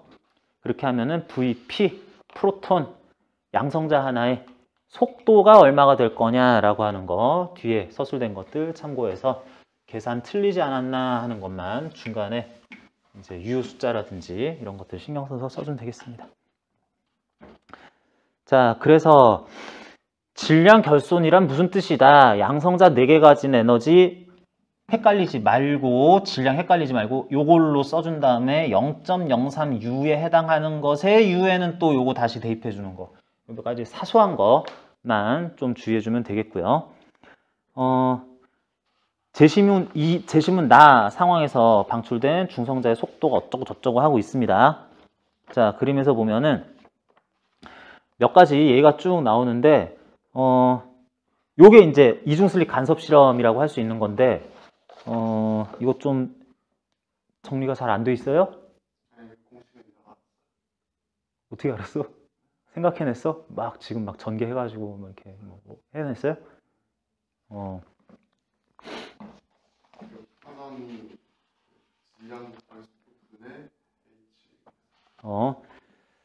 자, 이중슬립 간섭 실험이 보는 것처럼 그 연대 문제에서 은근히 좀 나오고 있습니다. 자, 원래 우리 파동 파트에서 파동의 일반적인 성질 V는 F람다는 T분의 람다, 진동수 파장 주기 속도에 대해서 진폭은 크게 알 필요 없습니다. 이렇다는 것하고 파동의 회절은 잠깐만 생각해 보면 되는 거고, 굴절과 반사에서 반사는 입사각과 반사각은 같다라고 나와버리기 때문에 굴절 법칙, 스넬의 법칙, 굴절의 법칙, 이게 중요하기는 원래는 중요한데 연대 논술에서는 거의 사용이 안 되고 있어요. 그래서 우선순위 좀 떨어지지만 이거는 중요하긴 한 거 맞고요. 간섭이 자주 나온다는 얘기지. 중첩과 간섭. 중첩과 간섭 관련해서 우리 교과서에서는 점 파원에 의한 간섭 얘기하고 합니다. S1, S2 두 개 파원으로부터 L1만큼 떨어지고 L2만큼 떨어졌다고 볼 수 있을 P점에 얘네들이 위상을 갖게, 어쩌다간 위상을 반대로 해서 어떤 파동을 만들어서 보냈을 때 이것들이 중첩이 이루어진 다음에 간섭 현상이 나타난다면 그게 보강 간섭이 나타날지 상쇄 간섭이 나타날지 판단을 시키는 게 수능 물리학 1, 2에서 나오는 내용인 거고, 1에서 더 많이 나오고요. 보강 상쇄 간섭 조건은 L1, L2의 차이인 델타 L이 사용한 물결파든 소리든 빛이든 파장은 똑같은 거 쓸 거기 때문에 사용한 파동의 파장 절반값의 홀수배로 또는 짝수배로 어떻게 나타나냐에 따라서 이때가 상쇄 간섭, 이때가 보강 간섭이라고 해가지고 점 파원에 의한 간섭 결과가 보강 또는 상쇄일지는 이렇게 판단을 한다라고 하는데, 우리가 이중슬립 실험이라고 하는 거는 이렇게 구멍 2개를 뚫어 놓고 여기에도 빛이 지나가게 한 다음에 물결파도 마찬가지고요. 여기서 회절돼서 퍼져나가는 두 개 파동이 이런 데서도 다 중첩, 간섭 현상이 나타날 텐데, 그런데 여기에 스크린을 갖다 놓고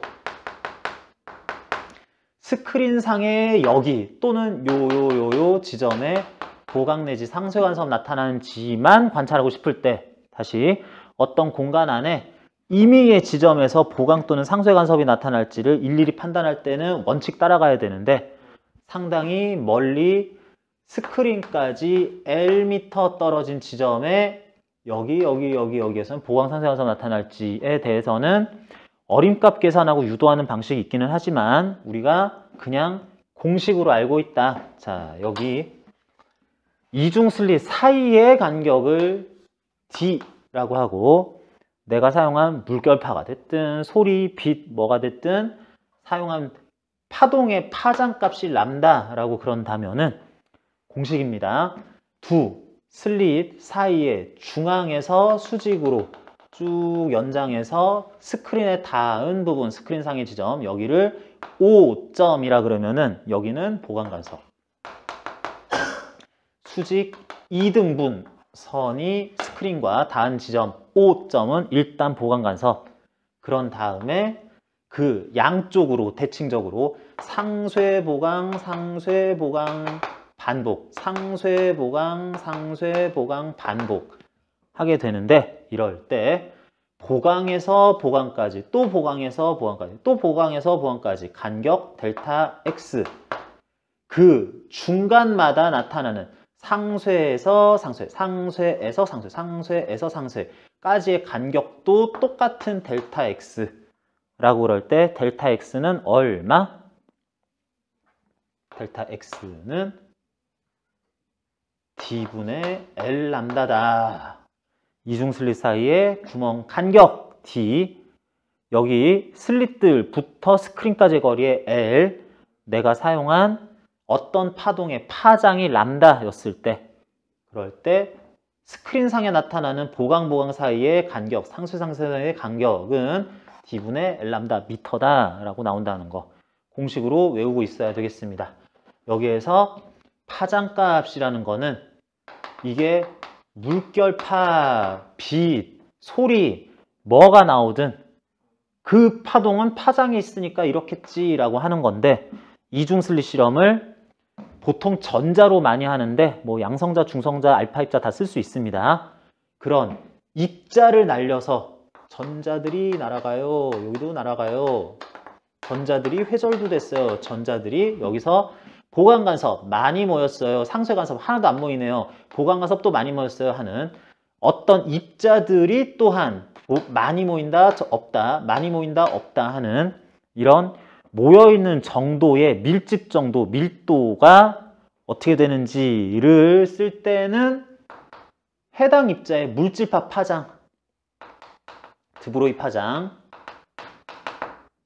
MV, P분의 하, 운동량분의 플랑크 상수한 걸로 써서 그 람다를 대입해서 간격들 따져주는 걸로 똑같은 식으로 실험하면 되겠습니다. 이렇게 되는 게 보강 또는 상쇄 간섭 관련해서 이중 슬릿 실험에서 나타나는 모양, 레이저를 썼다, 뭐 물결파를 사용한다, 전자를 던졌다 등등에 대해서 적절하게 파장에 해당하는 값을 그대로 쓸 거냐, 물질파 파장으로 대입해서 쓸 거냐만 달리해주면 되겠습니다. 자, 그래서 2번 같은 경우에는 태양에서 방출된 중성자의 속도가 이렇고 전자는 이렇다 한 다음에 이중 슬릿 D 값이 6.6 마이크로미터짜리라는 걸 이용해서 이유탄, 뭐 밝은 무늬 사이의 간격 델타 X에 대해서 한번 생각해 보세요 라 그랬습니다. 자, 여기 보면은 내용상으로는 세세하게 들어갈 때 할 말들이 조금 더 있기는 해요. 자, 태양 어쩌고 해가지고 또 이런 문제가 당장 올해 또 나올지 아니면 올해는 뭐 다른 식으로 문제가 나올지는 모르긴 하겠지만 잠깐 설명을 할게. 이게 하필이면은 4쪽에서 보는 것처럼 문제 자체에 4쪽의 그림 3에서 우주선 나왔습니다. 여기에 나오는 우주선은 이 뭐야? 우주선은 우주 공간을 날아다닐 때, 우주 공간을 이동할 때 쓰는 탈 것, 선자가 배선자예요. 배선자입니다.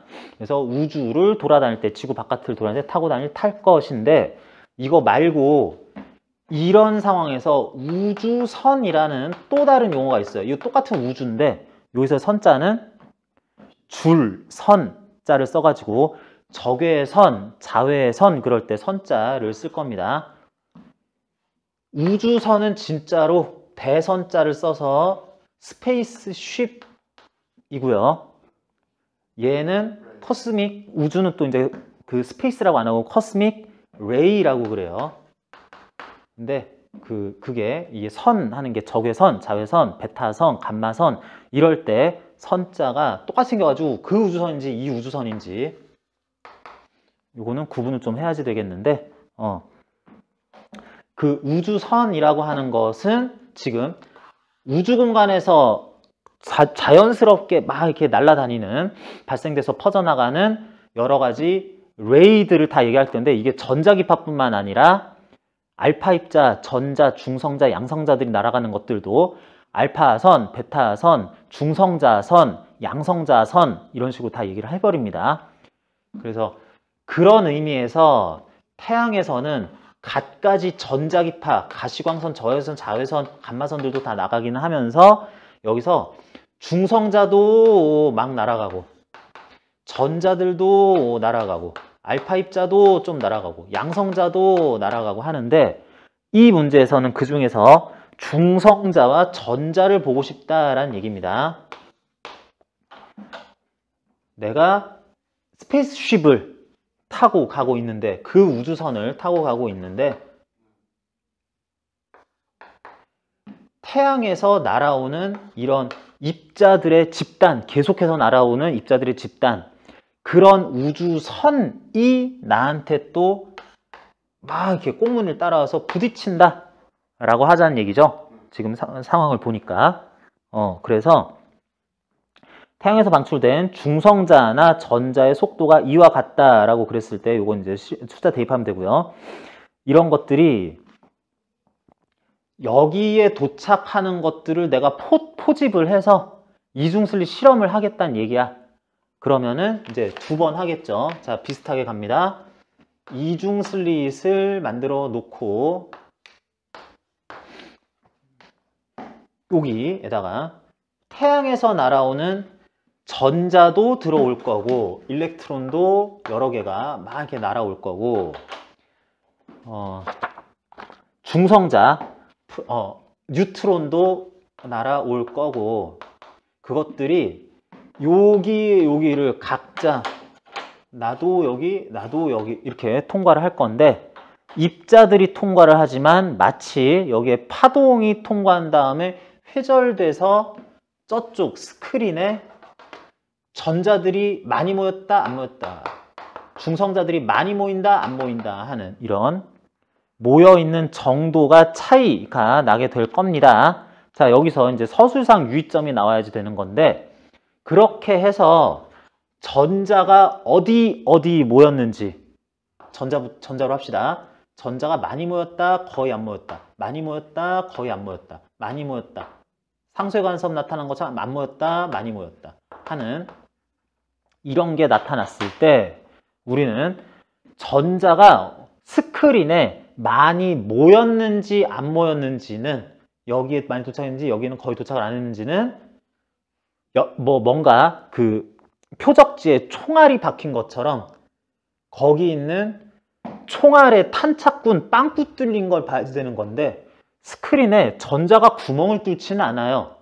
그러면은 이거를 전자가 와서 부딪히면 형광물질이 있어서 전자의 충돌에 의해서 좀 더 결론적으로는 형광물질이 부딪혀서 밝게 보이도록 하는 이런 실험 장치를 만들 수가 있어요. 그런 의미에서 전자 또는 중성자 등등은 여기에 많이 왔다, 밀집돼 있다, 적게 모여 있다, 많이 모여 있다를 관측했다고 하는 표현이 하나가 있고 그렇게 해서 스크린에는 형광물질이 발라서 결국은 많이 모인 곳은 밝다, 어둡다, 적게 모인 곳은 어둡다 라는 걸로 밝기로 표현하는 방법이 있습니다. 그런데 그런 내용을 너무 많이 생략을 한 다음에 전자가 많이 모인 곳은 밝다 이렇게 빛이 보강간섭이 일어나게 모인 곳은 밝다라는 말하고 헷갈리면 안 돼요. 이게 서술상에서 전자는 많이 모이면 그곳은 원래 밝으려니 라는 것하고 빛이 많이 모인 곳은 진짜로 밝다라는 걸 구분을 못하면은 이게 물질파 얘기하는 건지 빛의 이중성 얘기하는 건지 이 물질의 이중성 얘기하는 건지 읽으면서 그런 거 체크하려는 의도가 분명히 출제된 문제 있습니다. 그걸 막 헷갈려서 쓰면 안 되는 거고. 자, 문제 다시 볼게요. 자, 실험을 할 건데 정확하게 다시 한번 봅니다. 제시문다. 이래이래 하기 위해서 입자의 파동적 성질을 이용을 하려고 한다. 그러는데 그림 2 밑에 나온 이중슬릿 실험장치와 같이 우주선에 도달한, 여기서 우주선은 스페이스쉽에 도달한 입자의 드브로이 파장과 같은 파장을 가지는 빛이 간격 D만큼 떨어진 이중슬릿을 통과하도록 하였다라고 그러죠.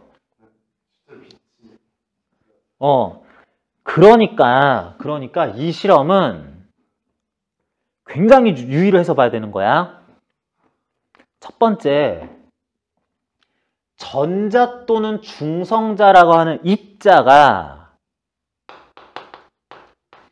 파동적 성질을 가짐으로 진짜로 전자가 여기서 회절되고 여기서 회절된 다음에, 또는 중성자가 회절된 다음에 여기에 날아가서 여기에 도착은 많이 적게 하는데, 전자가 많이 모였는지 적게 모였는지를 스크린에 형광물질 장치 처리를 해가지고 형광물질의 빛나는 정도를 통해서 밝다, 어둡다라는 표현을 쓰는 게 아니고, 그렇게 한 게 아니고, 이 실험은 아예 처음부터 설계가 이게 아니야. 스페이스쉽에 코스믹 레이가 와가지고, 그런 우주선이 와가지고, 우주선 엄청나게 많은 종류의 통칭하는 코스믹 레이가 아니라 그 중에 전자와 중성자가 스페이스쉽에 우주선에 도달하는 거를 확인을 해. 뉴트론과 일렉트론이 와서 도달하는 걸 확인을 해. 이것들의 질량과 속도를 확인을 해. 그런 다음에 전자의 질량과 속도, 중성자의 질량과 속도를 알아내서 그것들의 물질파 파장을 계산을 해. 전자, 일렉트론의 물질파 파장, 뉴트론, 중성자의 물질파 파장을 계산을 해. 그리고 실험은 아예 따로 해. 뭐냐면 이거를 진짜로 통과시키는 게 아니고, 이걸 통과시키는 게 아니고 전자의 물질파 파장과 똑같은 파장을 가지는 빛을 진짜로 쏴. 빛을 한 다음에 이 빛이 이중슬릿을 통과해서 진짜로 파동 회절하고 나서 그것이 여기 스크린에 모이게 되면 빛이 모인 거니까 보강간섭 나타난 부분은 진짜로 밝아. 여기 형광물질 이런 거 바른 거 아니야. 진짜로 밝아. 어두워 하는 밝은 부분 사이의 거리를 측정을 한다. 또는 이렇게 온 중성자 질량, 태양에 의해서 발생해서 나한테까지 날아주고 우주선에 도착을 한 중성자의 속도, 다양할 수 있지만 이건 속도가 이렇네 라고 한 다음에 그걸 이용한 물질파 파장을 계산을 해서 그런 파장을 가지는 빛을 또 만들어. 그걸 가지고 실험을 또 해. 그랬더니 이 간격이 달라져 하는 거기 때문에 여기다가 결론을 쓸 때, 그래서 한 실험에서 전자는 여기에 많이 모였기 때문에 전자가 많이 모여있는 곳 사이의 간격이 몇 미터요? 중성자가 많이 모인 위치 사이의 간격이 몇 미터 라는 말을 쓰면은 문제를 안 읽었다는 뜻이에요. 제시문다. 이렇게 알아보기 위해서 도달한 입자들, 전자 또는 중성자의 드브로이 파장, 물질파 파장과 각각과 같은 파장을 가지는 빛이 간격 D미터만큼 떨어진 이중슬을 통과하도록 하였다. 문제를 안 읽어보면 실험을 엉뚱한 걸 하는 겁니다. 왜냐하면 진짜로 이중슬릿을 통과하는 전자, 양성자, 중성자, 알파 입자, 입자들을 가지고 이 실험을 할 수도 있기 때문에 그걸 또 학교에서 배우기 때문에 교과서에 나오기 때문에 그거 했다고 보고 서술을 하는지 얘는 문제를 읽지도 않았는지 근데 답은 똑같이 나올 거야.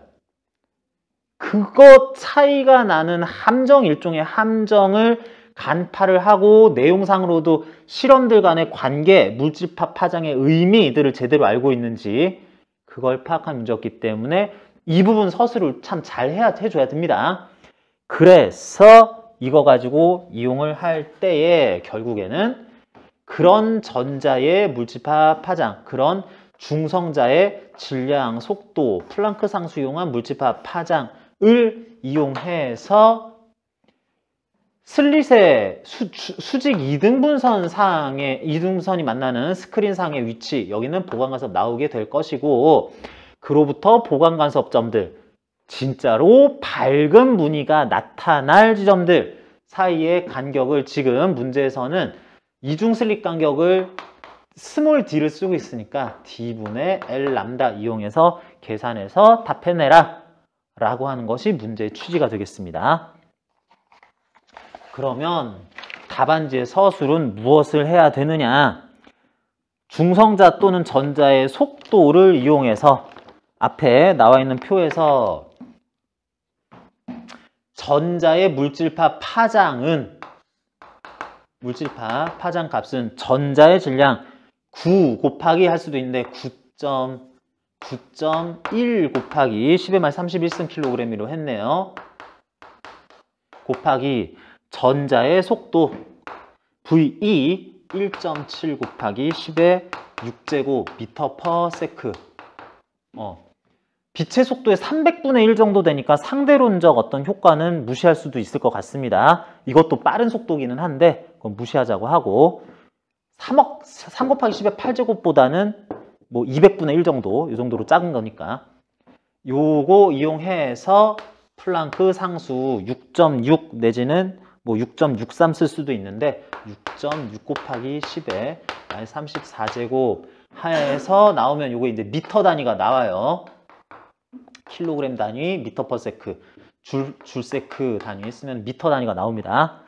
계산 직접 해야지 되고 근데 이런 계산하면은 숫자가 어느 정도 예쁘게 정리되게 숫자를 잘 제한을 해줍니다. 중성자에 대해서도 이 물질파 파장 구해야 되는 거지. 중성자 질량 아까 쓴 거죠. 1.7 곱하기 10의 마이너스 27제곱 곱하기 요것의 속도는 9.1 곱하기 10의 세제곱 미터 퍼 세크에 대해서 플랑크 상수는 역시 6.6 곱하기 10의 마이너스 34제곱 줄 세크 쓰면은 이런 값이 나올 그럴 파장의 빛을 써서 스크린에서 밝고 어두운 무늬를 검출을 해내겠다. 그러면서 여기에 이렇게 해가지고 계산해낸 밝은 무늬부터 밝은 무늬까지의 간격이라는 것은 저기도 써놨죠. D분의 L 람다를 계산을 해내라 라고 하는 거니까 여기에다가 이제 실험 장치는 D값은 똑같습니다. D값이 6.6 뭐라고 읽어야 돼? 이거 뭐요? 이 문제 풀 때마다 학생들이 깜빡깜빡 하는데 이거 뭐야 이거? 6.6 마이크로미터입니다. 6.6 마이크로미터 6.6 그대로 쓰면 안 되고 다 미터로 환산해서 써줘야 돼요. 6.6 곱하기 몇 미터야? 10의 몇 제곱? 마이너스 6제곱 미터입니다. 100만 분의 1미터예요. 마이크로미터는. 이런 건 이거 실제 연대 문제 그대로입니다. 내가 이거 너무 어려운데 너무 쉬운데 가공 약간 안 했습니다. 근데 마이크로미터라는 단위에 대한 설명은 시험에서 안 가르쳐줘요. 상식이라고 생각하는가 보는데 연대에서는 그럼 우리는 상식적인 사람으로서 다가가야 되는 거죠. 잠깐만 갑시다. 자, 1m 기준으로 1000분의 1m 1 뭐? 초등학교 한 2학년 정도들도 다 알죠? 밀리미터. 100만 분의 1미터가 1, 이게 마이크로미터.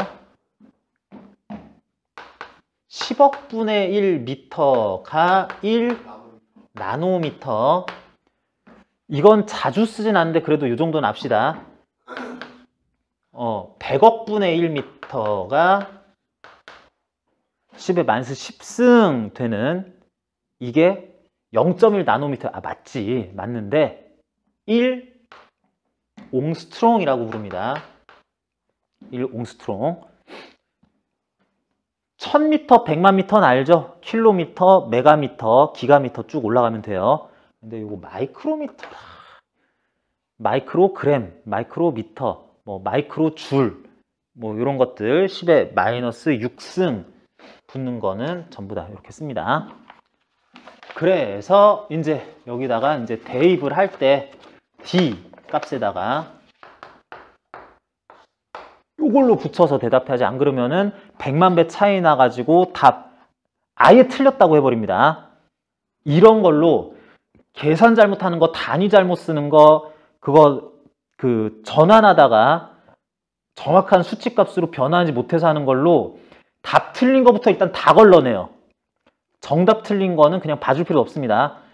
경쟁률이 기본이 30대 1, 40대 1, 50대 1은 되기 때문에 30명 중에 1명 상위 3%만 뽑으면 돼요. 답 틀린 애들 다 걸러내도 3%도 안 남습니다. 3% 훨씬 넘습니다.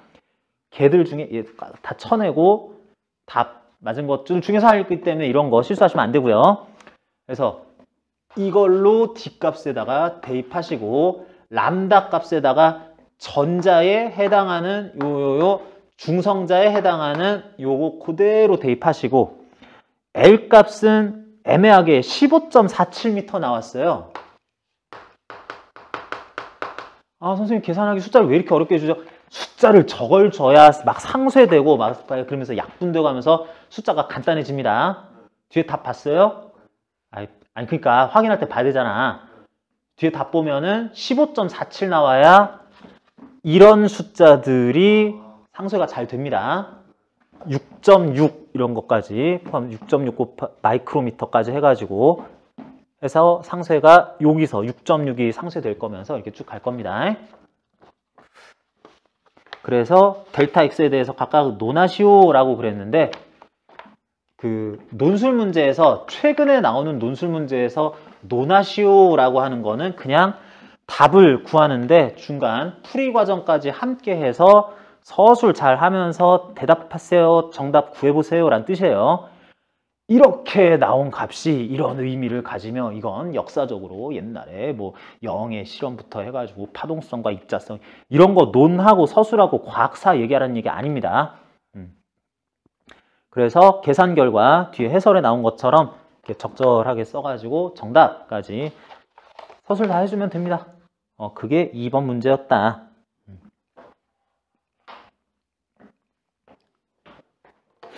너무 추운 것 같아서 잠깐 껐는데 또 살짝 후덥지근하네.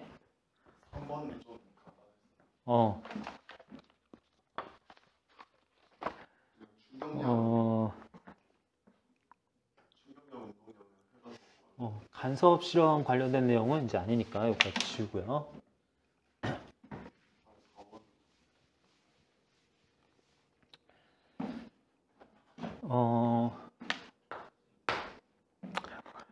어, 3번 잠깐 보면은 우주선 스페이스쉽이 이제 이게 실제로 있는 기술입니다.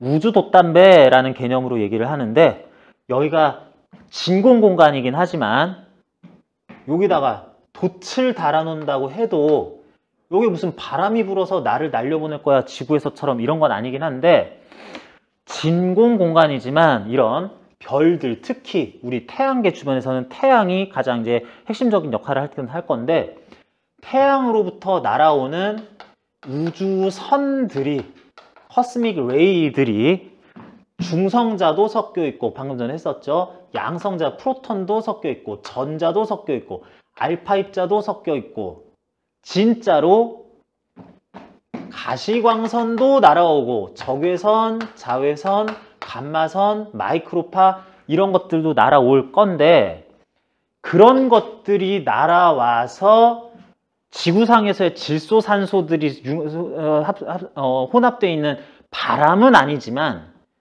이런 입자들이 날아와서 튕겨 나가면서 충돌로 얘를 가속시킬 수도 있고 그리고 빛이 전자기파가 날아온다고 쳐도 이것들이 우주 돛담배의 돛과 부딪힐 때에는 광자가 날아와서 포톤이 날아와서 튕겨 나가는 것으로 이거는 진짜 입자니까 튕겨 나가면서 상대적으로 우주선을 가속시킬 수 있겠구나 생각을 할 수도 있는데 이런 빛도 빛 와서 반사돼서 나가요. 거울에 반사돼서 나가요. 라고 생각을 할 수도 있는데 광자가 날아와서 튕겨 나가는 걸로 보면서 운동량, 전달, 충격량 효과에 의해서 계속 추진력을 가한다라는 것처럼 우리가 또 해석을 합니다.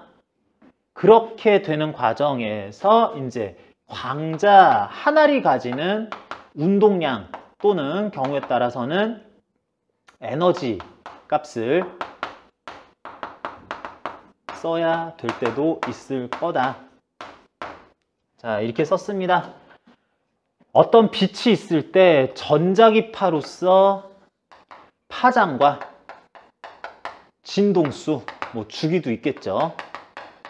쓸 수 있을 때 진공 공간에서는 빛은 전파되는 속도 V 대신에 C 써도 되겠습니다. C는 진동수 FHz 곱하기 파장 람다 미터 해서 이렇게 쓸 수 있을 때 그게 전자기파, 전기장과 자기장의 상호 연쇄 유도를 통해서 에너지가 전달되는 현상이라고 할 수도 있는데 그걸 수많은 광자들이 그야말로 빛의 속도 C라는 속도로 날아가면서 광자들 하나하나의 운동량과 에너지가 있을 때 이걸 직접 입자의 전파로서 이동으로서 전달하는 거야 라고 할 수도 있겠다.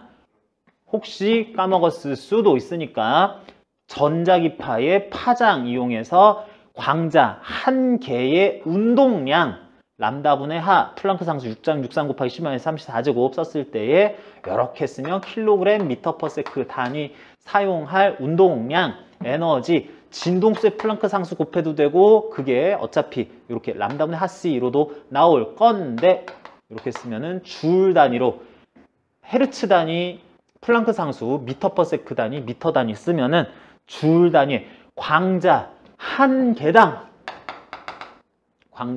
개당 운동량과 에너지를 계산할 수 있다라는 얘기입니다. 내용 정리 한번 해봤고요. 그랬더니 이런 상황에서 날아오는 중성자들이 속도가 이렇다라고 해가지고 이렇게 해서 오는 감마선, 자외선, 가시광선 무슨 색깔 인 것의 광자로 사용은 하진 않았네. 그래서 여기서는 진짜 뉴트론, 중성자들이 와서 충돌하는 것에 대해서 알아보자 라고 하는 상황입니다. 문제에 따라서 광자가 날아와서 반사되는 걸로 생각하는 경우도 있어요. 자, 이렇게 된다 그러면은 일단 우주선이 움직이기 시작한 순간 스페이스쉽이 움직이기 시작한 순간이니까 여기 중성자가 적당한 속도로 날아왔을 때 9.1 곱하기 10의 3제곱 미터 퍼 세크로 날아왔을 때 이미 우주선이 움직이고 있었다면은 나에 대해서 날아오는 상대 속도가 또 그때그때 또 운동량 보존 법칙 다 써줘야 되기 때문에 그거는 나중에 문제고 일단은 우주선은 0m/s라서 충돌하는 하나의 중성자는 정지한 전체 물체 그 3,400kg짜리 우주선과 충돌을 할 건데 이러는 동안에 운동량이 보존된다고 치자.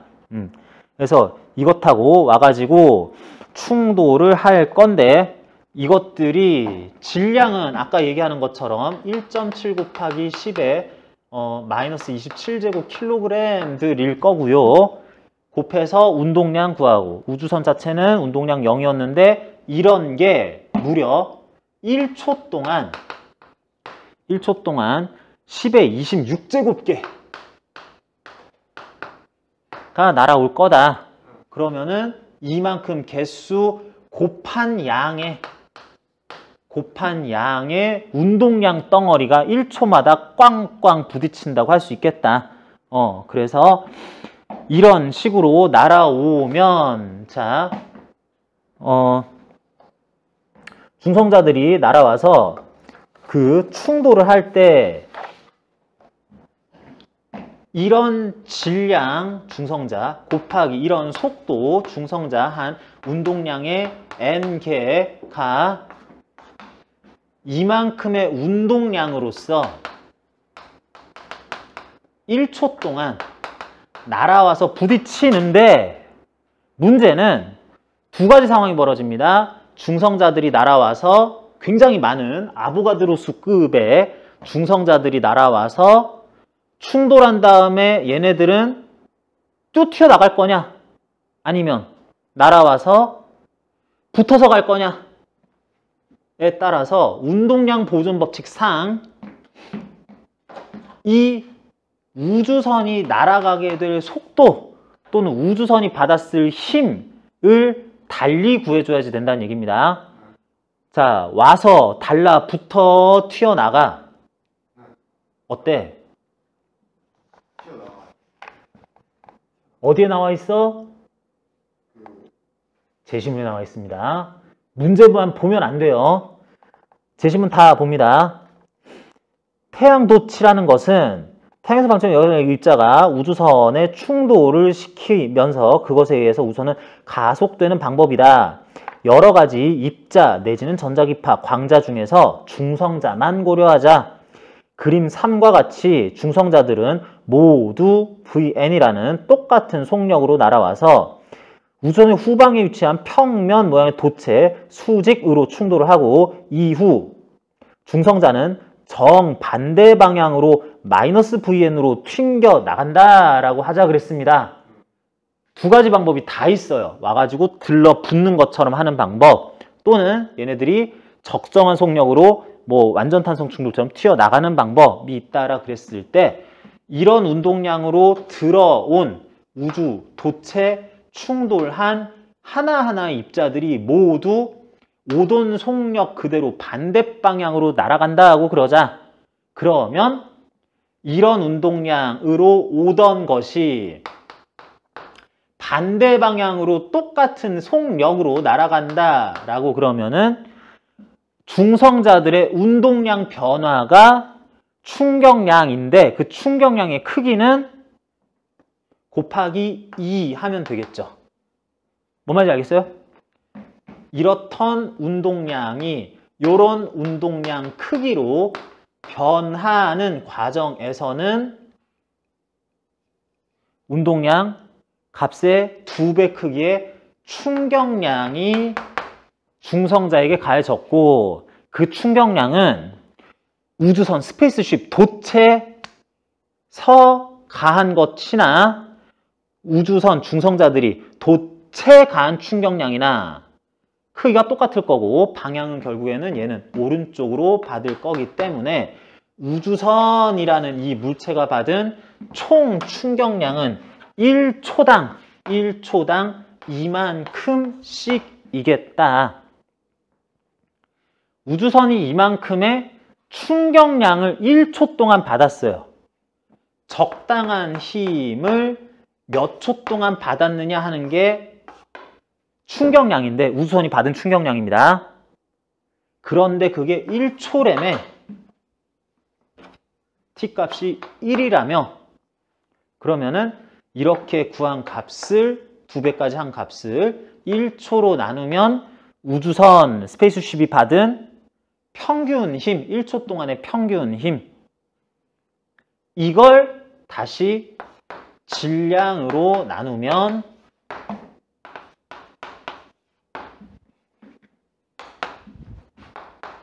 가속도.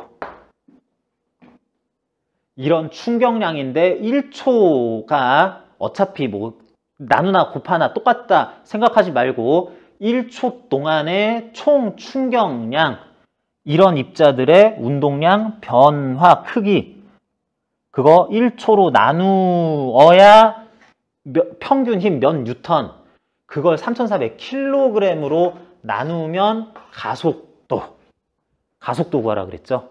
여기까지 계산해 주라고 질량을 알려준 거다.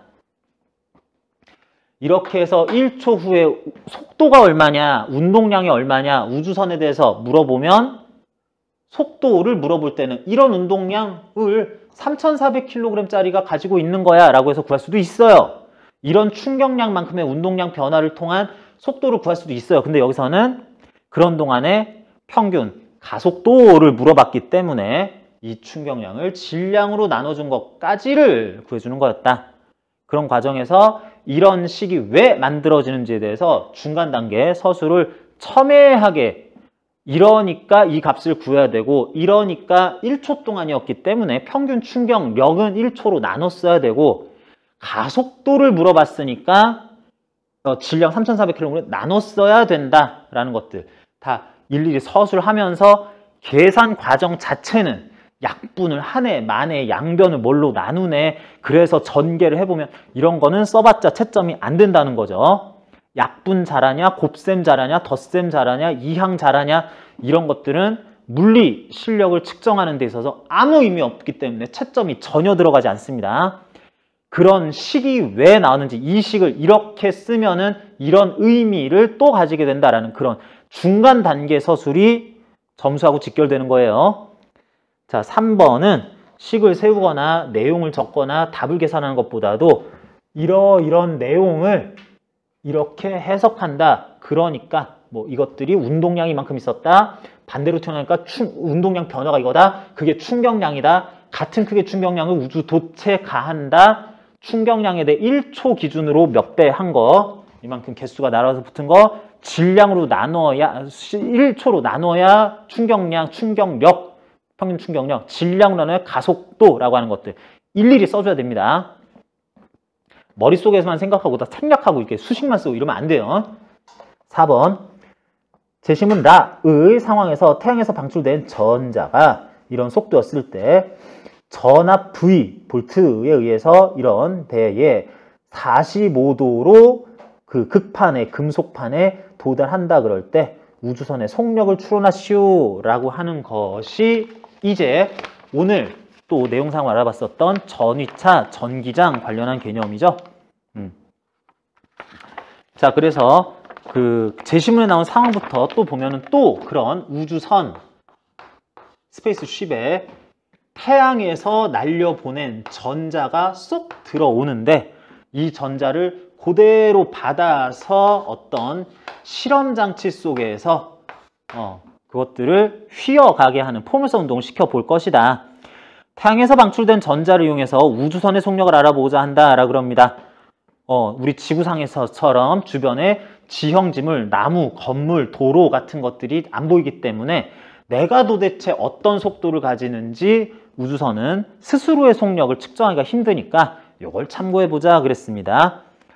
일정한 속도로 우주선은 스페이스쉽에서 VS로 이동하고 있을 때 여기에 내부에 금속판이 자 여기에 플러스 마이너스 V 볼트 짜리를 이렇게 금속판, 평행한 금속판에 연결했다라 그러면은 이만큼 마이너스 극판에 비해서 플러스 극판은 V볼트만큼 전위가 높다. 말하자면 여기가 0볼트라면 여기는 플러스 V볼트의 전위를 가지면서 이렇게 등전이면을 그리면 0, 1, 2, 3, 4, 5, 7, 8 V볼트 하는 식으로 등전이면을 그릴 수 있다는 얘기입니다. 이 실험장치가 우리 연대에서 너무 많이 나오기 때문에 엄청나게 많이 나오기 때문에 이 실험장치의 의미 0볼트 플러스 V볼트로 전위를 설정할 수 있다. 이런 거는 꼭 알아야 되는 거고요. 그런 그 전위차뿐만 아니라 이 사이의 거리 디스턴스 D 값이 0.16m라고도 알려졌습니다. 뭐 W 전기력에 의한 일은 FT는 QED는 Q 델타 V 라고 쓸 때 요 D 값이 0.16m 내지는 그 절반 0.8m 이런 걸 쓰자는 얘기예요. 전자는 VE라는 속력으로 여기서 들어간다. 그랬더니 아니나 다를까 여기가 전위가 낮고 여기가 전위가 높다. 마이너스 플러스 그러면은 여기에 전기장이 플러스에서 마이너스 전위 높은 데서 낮은 방향으로 전기장이 균일하게 E 뉴턴 퍼 쿨롱이 형성이 되는데 전자는 음전하를 띠니까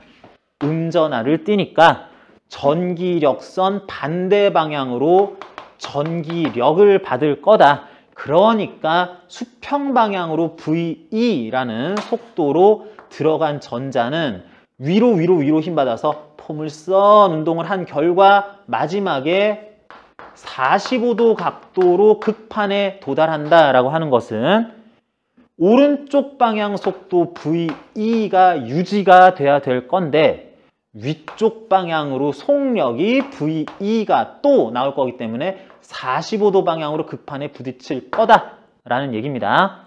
그렇다는 것은 이게 위쪽 방향으로 VE라는 속력이 되도록 위쪽으로는 0m/s로 출발해서 등가속도 운동한 결과 이만큼을 이동을 할 수 있다라고 하는 걸 얘기하자는 거죠.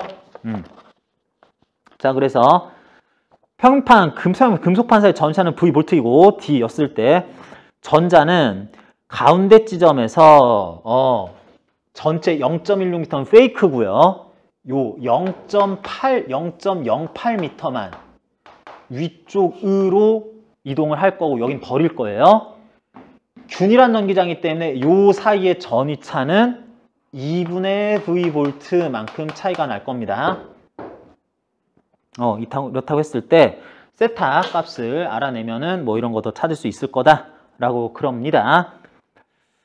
자, 그래서 제시문 라에서 전자 자체가 태양에서 방출될 때 속력은 4.2 곱하기 10의 5제곱미터/s라는 거를 알고 있어요. 근데 이런 실험을 우주선 내에서 하고 있잖아. 전자가 이런 속력으로 가는데 우주선 속으로 들어와서 내가 실험할 때에는 우주선 나의 속력이 VS였었으면은 VE 실험상으로 관측되는 전자의 속도는 얼마로 보이겠어? 너는 절대 속도 이런 속도로 나한테 쏙 들어왔는데 실험 장체가 VS란 속력으로 태양으로부터 멀어지고 있으니까 실험 장치 우선 속에서 관측되는 전자의 상대 속도는 마이너스 VS로 보이겠죠. 오른쪽으로 이 속도로 수평하게 온 다음에 그런 움직이는 등속운동 실험장치 우주선 속에서 이런 속도로 움직일 때 그러면 극판에 부딪힐 때 이 속력도 이거를 써서 이걸 VE라고 써서 극판에 부딪힐 때 각도가 45도가 된다면 이라고 하면서 이걸 추론해봐라. 우주선에서 측정된 전자의 우선에 대한 속력을 계산해달라 라는 얘기죠. 이걸 통해서 우선의 속력은 계산 다 한 다음에 VS는 넘겨서 이런 값에 4.6mm 마이너스 VE 해가지고 VS 결국은 계산하라까지 나오는 얘기입니다. 그런다고 했을 때 이제 여러 가지로 더 생각을 할 수도 있기는 한데 오른쪽으로의 VE는 있다 치고 위쪽으로 VE가 되는 이유에 대해서는 전자가 전하량 전하량 9.1 갑자기 헷갈리냐? 전자의 전하량 1.6 곱하기 19제곱이죠. 1.6 곱하기 10의 마이너스 19제곱 쿨롱짜리 E 또는 Q에 대응할 요런 전하량으로서 중간에서 이만큼만, 그러니까 2분의 V 볼트만 통과를 하는 과정에서 얻은 전기력에 의한 일이 전자의 운동 에너지, 윗방향만 고려한 전자의 운동 에너지 2분의 1 m, 전자 질량 9.1 곱하기 10의 -31승/kg입니다. 곱하기 VE에 제곱되는 속도가 돼서 45도가 돼서 꽂힌다 라고 그랬을 때, 이렇게 된다 라고 그랬을 때 전압 V는 0.91V, V 값은 0.91V 쓰고 2분의 해가지고 하면 할 E 값을 구하고, 우주선의 속도는 4.6 보시면서도 빼기 여기서 구한 VE 해서 답을 내라 라는 문제가 되겠습니다. 이 문제는 제법 어려웠어요. 전위차, 전기장, 포물선 운동 45도 이용해서 등가속도 운동으로 하든 포물선 운동으로 하든 1에너지 정리를 쓰든 해서 상대속도 개념으로 우주선 스스로의 속력을 한번 계산해내라 하는 문제였었기 때문에 아주 간단하진 않은 문제였었습니다. 4개 문제에서 문제의 난이도는 가장 높은 편이었다라고 할 수 있겠고요. 전기장, 전위차, 포물선 운동 내지는 이런 에너지 관계에 대해서 다 내용을 이제 지금 얘기한 식들이 나오는 과정, 이렇게 써야 되는 이유들에 대해서 순서대로 서술 중심으로 계산만 막 하지 말고 쭉 따라가주면 되는 내용이었습니다. 기본적으로는 전기장과 전위차, 대전입자, 2일 개념 어디 갔냐? 여기 있네. 식 잘 활용할 수 있도록 어느 정도 기본 공부만 돼 있어도 주의사항 약간 유의하면서 대입, 계산 정도만 해도 되는 그런 문제긴 했습니다. 자, 그래서 실전에서 나오는 연대 기출문제가 이 정도 수준이구나 라는 거 알고 계시고,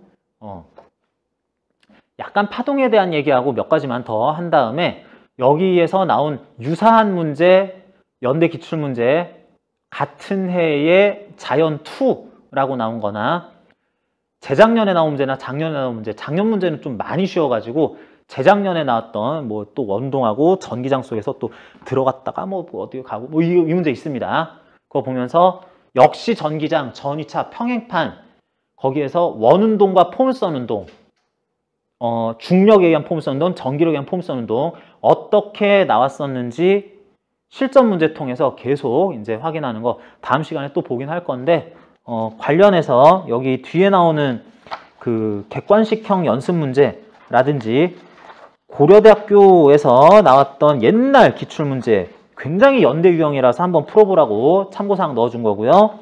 4번에서 이제 이중 슬릿에서 조금 더 응용해서 4중 슬릿 문제도 응용이 가능하기는 한데 이것도 한번 뭐 따로 문제 한번 풀어보면서 연습하라는 의미로 요거 추가를 했습니다.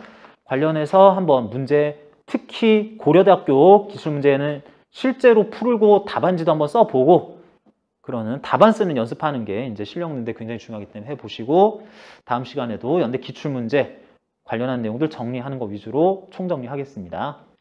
자, 오늘 수업 여기까지 할게요. 수고 많으셨습니다.